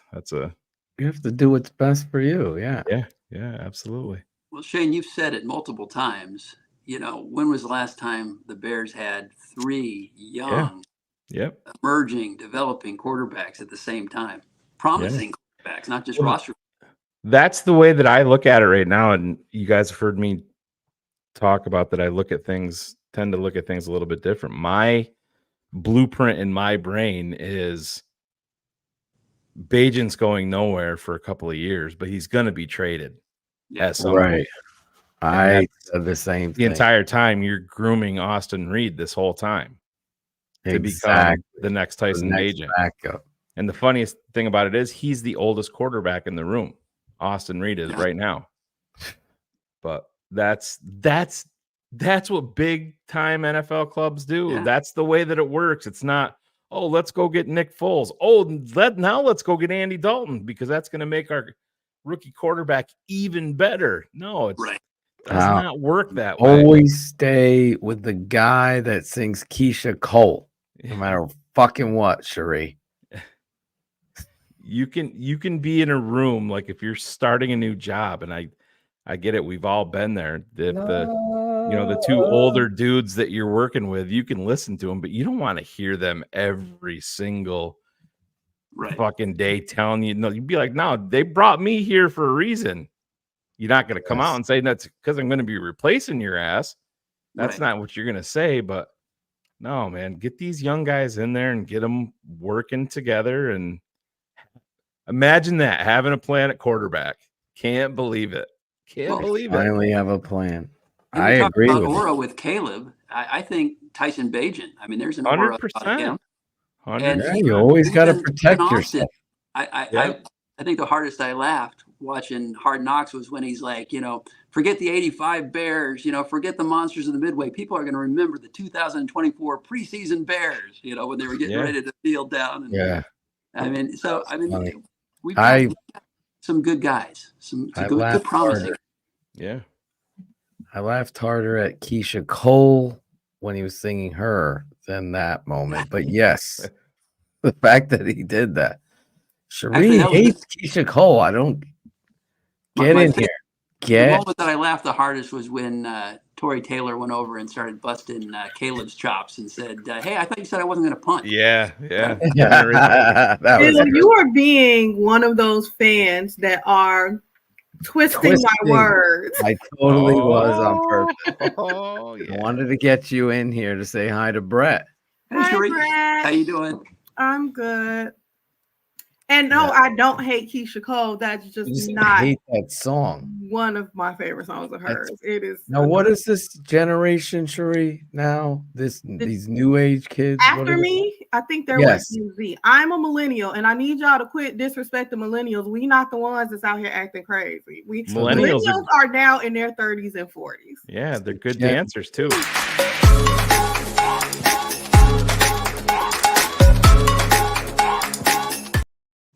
Cherie's got them moves.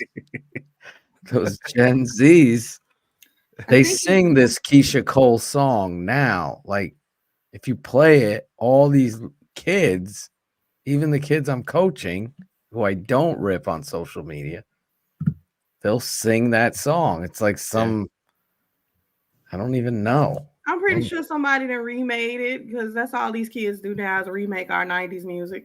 Yeah, and like word for word. At least when we remade stuff, we made it our own. They literally take the beat and the lyrics and just re-sing it or rap over it.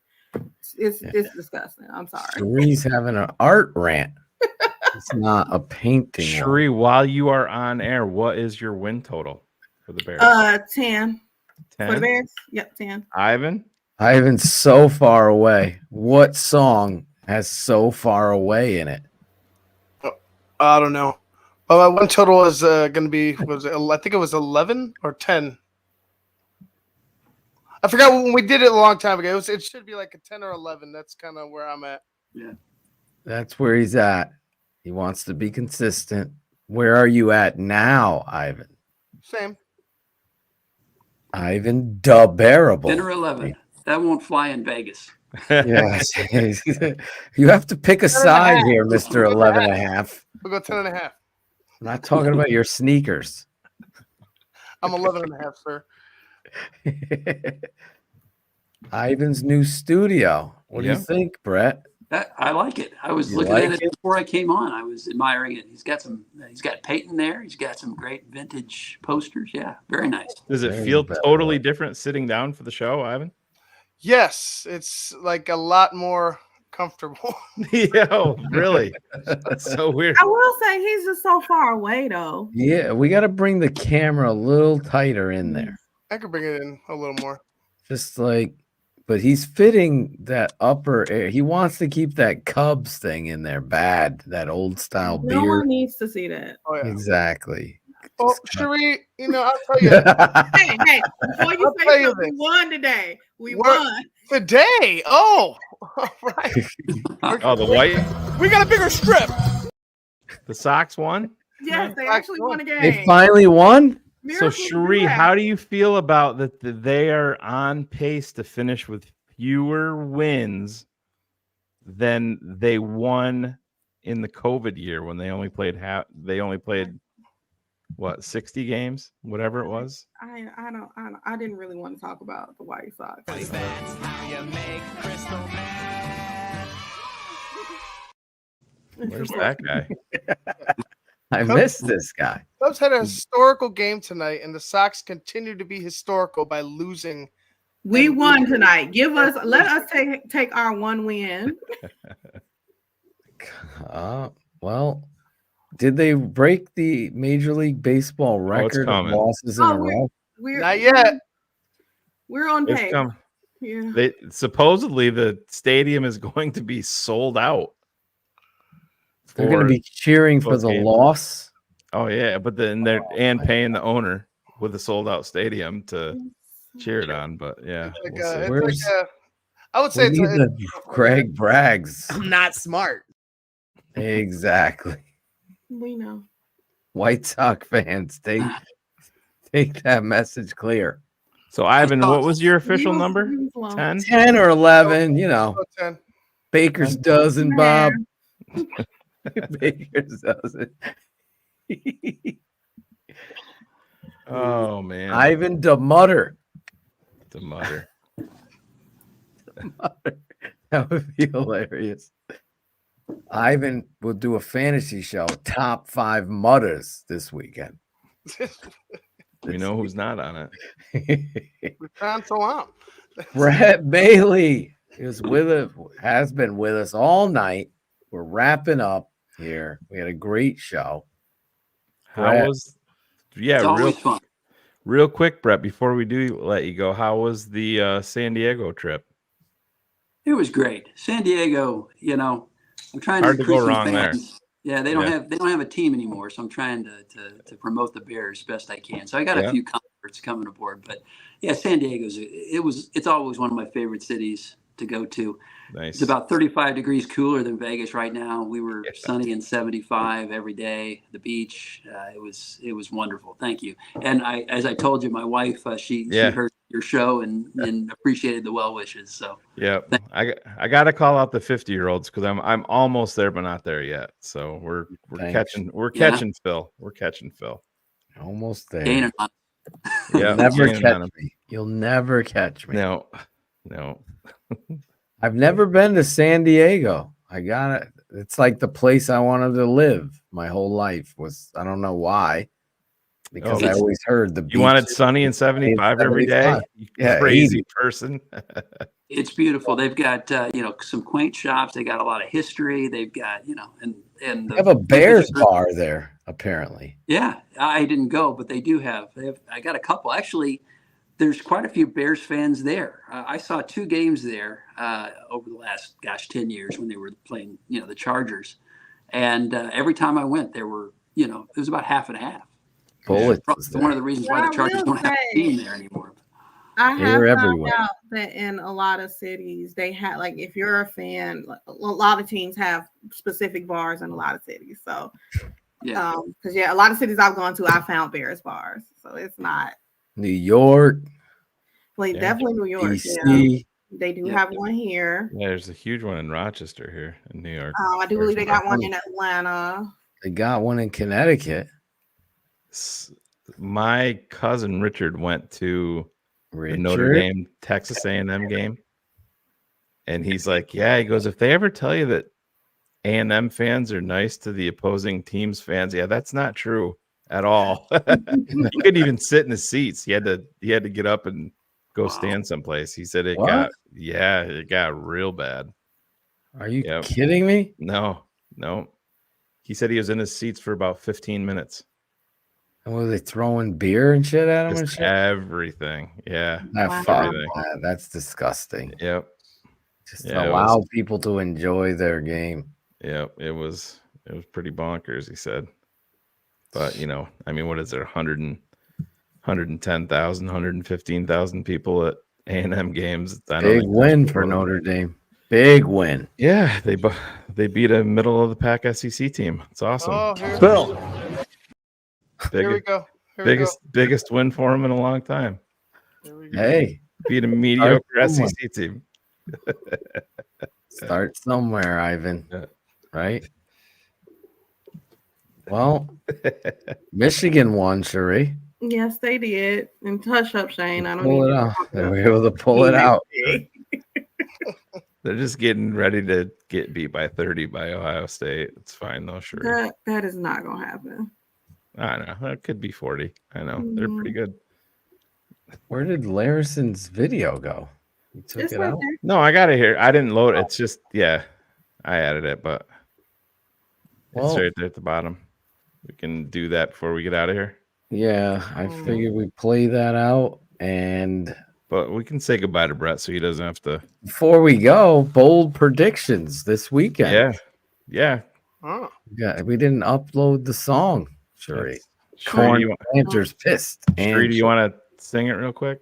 Bold predictions? Well, we got to remix it anyway, right? Yes. Oh, I made that myself. Started, no. That was mine. So. No, we're very economical, my family.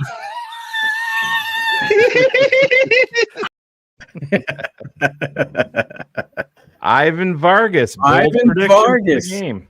Economical pick here. Okay, I will go with Caleb Williams, 1 rushing touchdown, 3 passing touchdowns. Wow. That's your bold prediction? That's his bold. How about a score for the game? Bears 32, Titans 23.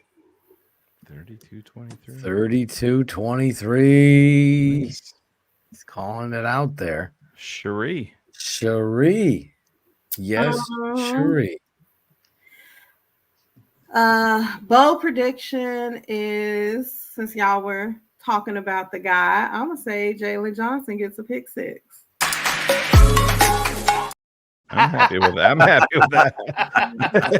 What are you saying? What about a score? Bears win 26-14. 26-14, says Sheree. Lady Bear. Deb is with you. Brett Maly. You know, we've been talking about Caleb and all these receivers. I think this week's going to be DeAndre Swift's finest performance. I think he's going to have 2 touchdowns, 1 on the ground and 1 receiving and 100 yards.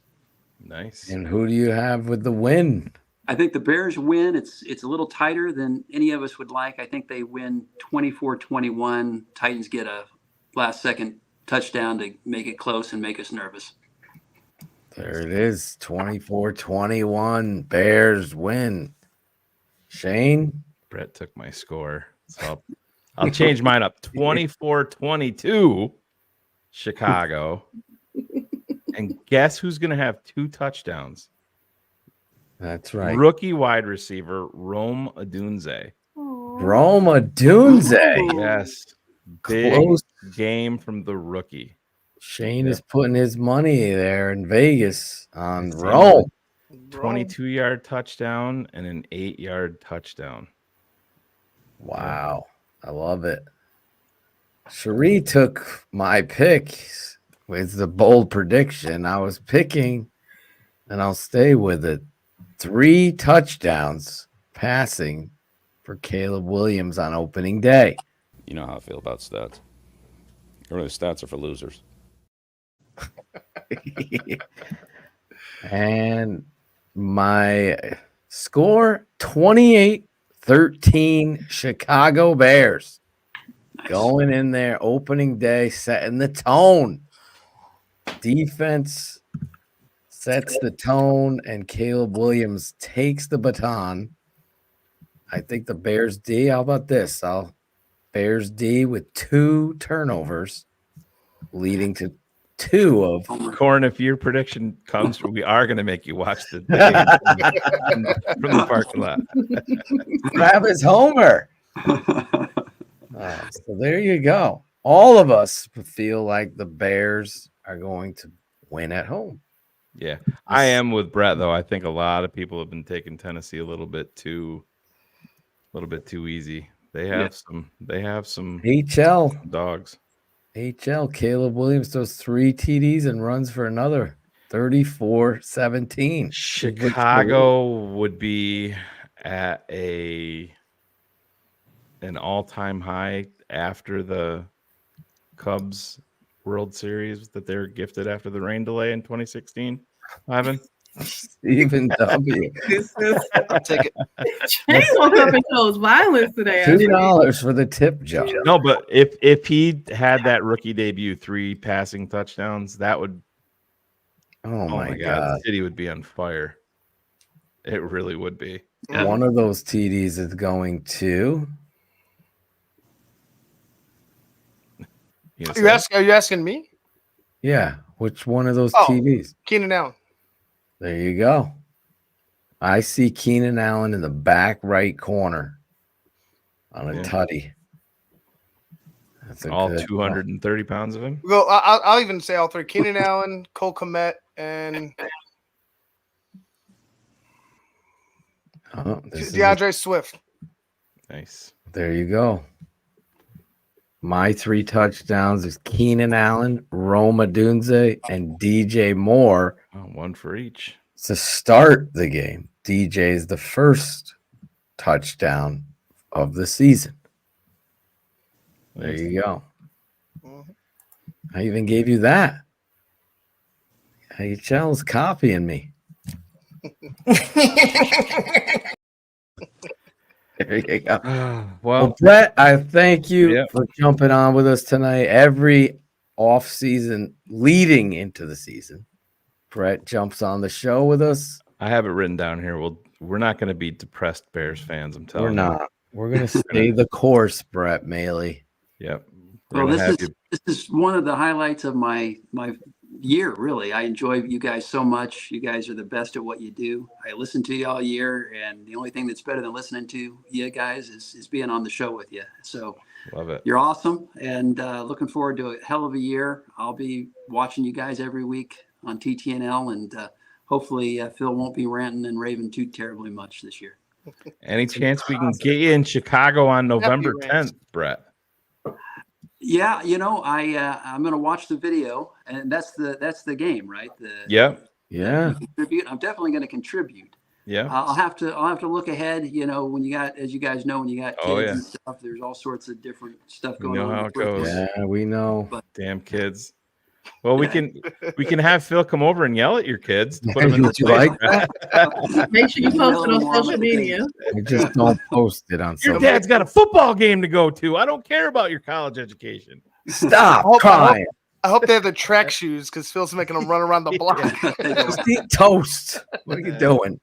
Your dad will be back in a couple days. Well, I'll try to clear my schedule, but at the very least, like I say, tell Mr. Larison I will be contributing to the ALS drive that he's got going, and I think you guys are doing good work. So I'm definitely behind you. You're the best, Brett. Thanks, Brett. Thank you, guys. Brett. We love you. Get you out to Vegas one of these days. There's plenty of Bears bars here. Yes, absolutely. I gotta get out there, man. It's not that expensive. They love. It's easy to get here. It's hard to leave. That's attention. Jesus. Is there houses for sale out there? Maybe I might have to take you up on that. Is there any postal job openings? No, I don't want to. Not going back. Can't make me. Thanks, guys. Cherie, good to see you. Ivan. You too, Brett. Here's to a great year. 11 wins all around. Let's go. Let's go. Thanks, Brett. Thanks, Brett. Have a great night. Appreciate the great Brett Maly. He's the best. See him on Porn Stars, on History Channel. It really is the way you say it. Yeah, it it's is the way you say it. Yeah, it's like porn. Porn stars. Porn. Porn stars. Porn stars. Jeepers creepers. Exactly. You see him on History Channel. He appraises the art. He knows his stuff, and he was complimenting Nick Johnson, my teammate. Did an amazing job doing that. But you guys did an amazing job tonight. Not as amazing as this guy, though. Let's wrap this up. We'll see you guys. Bears Hour live. Yeah. Right after Bears versus. As long as somebody throws me a thumbnail, we'll be good to go. I will get it to you tomorrow. I'll be home, and I promise. Cars Keys will be back on. Ivan is getting Ivan has access to the thumbnails. He couldn't find the one. See, the thing is, Ivan's gonna go in and delete the shit out of all the thumbnails that we don't need. Yes, because it's like, oh God, it's just horrible. Like going. I can't agree more. I don't know how to. The last one that you sent that we had the issue with. The episode number was wrong, but then after I looked at it again, I'm like, fuck. There's a Bengals helmet. You had the Bengals helmet on it, and I was ready to. I didn't even realize it until after. Delete it. I thought.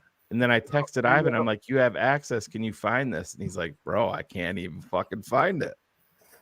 So I'm going to start labeling Ivan, Ivan 1, Ivan 2. So this way he could find it.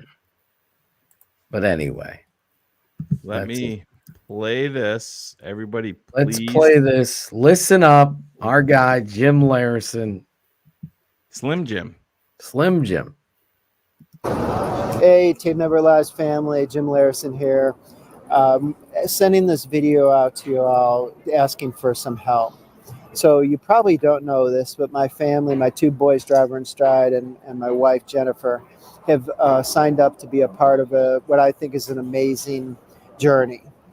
In mid-September, they're going to travel down to the Grand Canyon and then spend an entire day from dawn to dusk hiking across the Grand Canyon. So they start at about 8,500 feet altitude up, hike their way down about 7.5 miles, hike across 8 miles, then we'll hike back up about 7.5 miles. So over 22 miles total hiking within one day, very rugged terrain, and something they've been training for almost a year now. And so I need your help. And the reason they're doing this isn't because they are semi-delusional or want to do it for fun, though I think they fit both those categories. They're doing it to raise money and raise awareness for a charity. The charity is Rim to Rim, and the charity is focused on finding a cure or treatment for ALS. We all are very aware of the horrors that come along with Lou Gehrig's disease, just from our recent interaction and experience with Steve McMichael and his journey from the time he was diagnosed with ALS to when he was inducted to the Hall of Fame and then till today. It's tremendously impactful to people that are diagnosed with this terrible disease, and we are hoping to raise any dollar we can to help find a cure or some sort of treatment that can help solve this disastrous and terrible disease. So to make it a little bit more fun for all y'all, if you can donate, so the way to donate is go to the QR code that's on the screen now. You can go to that and it should pop up a screen where you can donate, or you can go to caleb.thetapeneverlies.com or fgb.thetapeneverlies.com. And if you donate $10 or more, no matter how much you donate, what I'll do is for anyone that donates in the next week, I will put your name in a hat, and I will select out of that hat lucky winners to go to the New England Patriots game with me and Phil and Shane and the crew. Sit with us at the Bears game in the United Club section, and we'll bring you along. So random selection, we'll maybe do it on the show, but hopefully you'll see the value of donating to this worthy cause. It means a lot to me, and it will mean a lot to Steve McMichael and to all the people that have been diagnosed with this horrendous, terrible disease. Anyway, thank you guys. Love you all. FGB.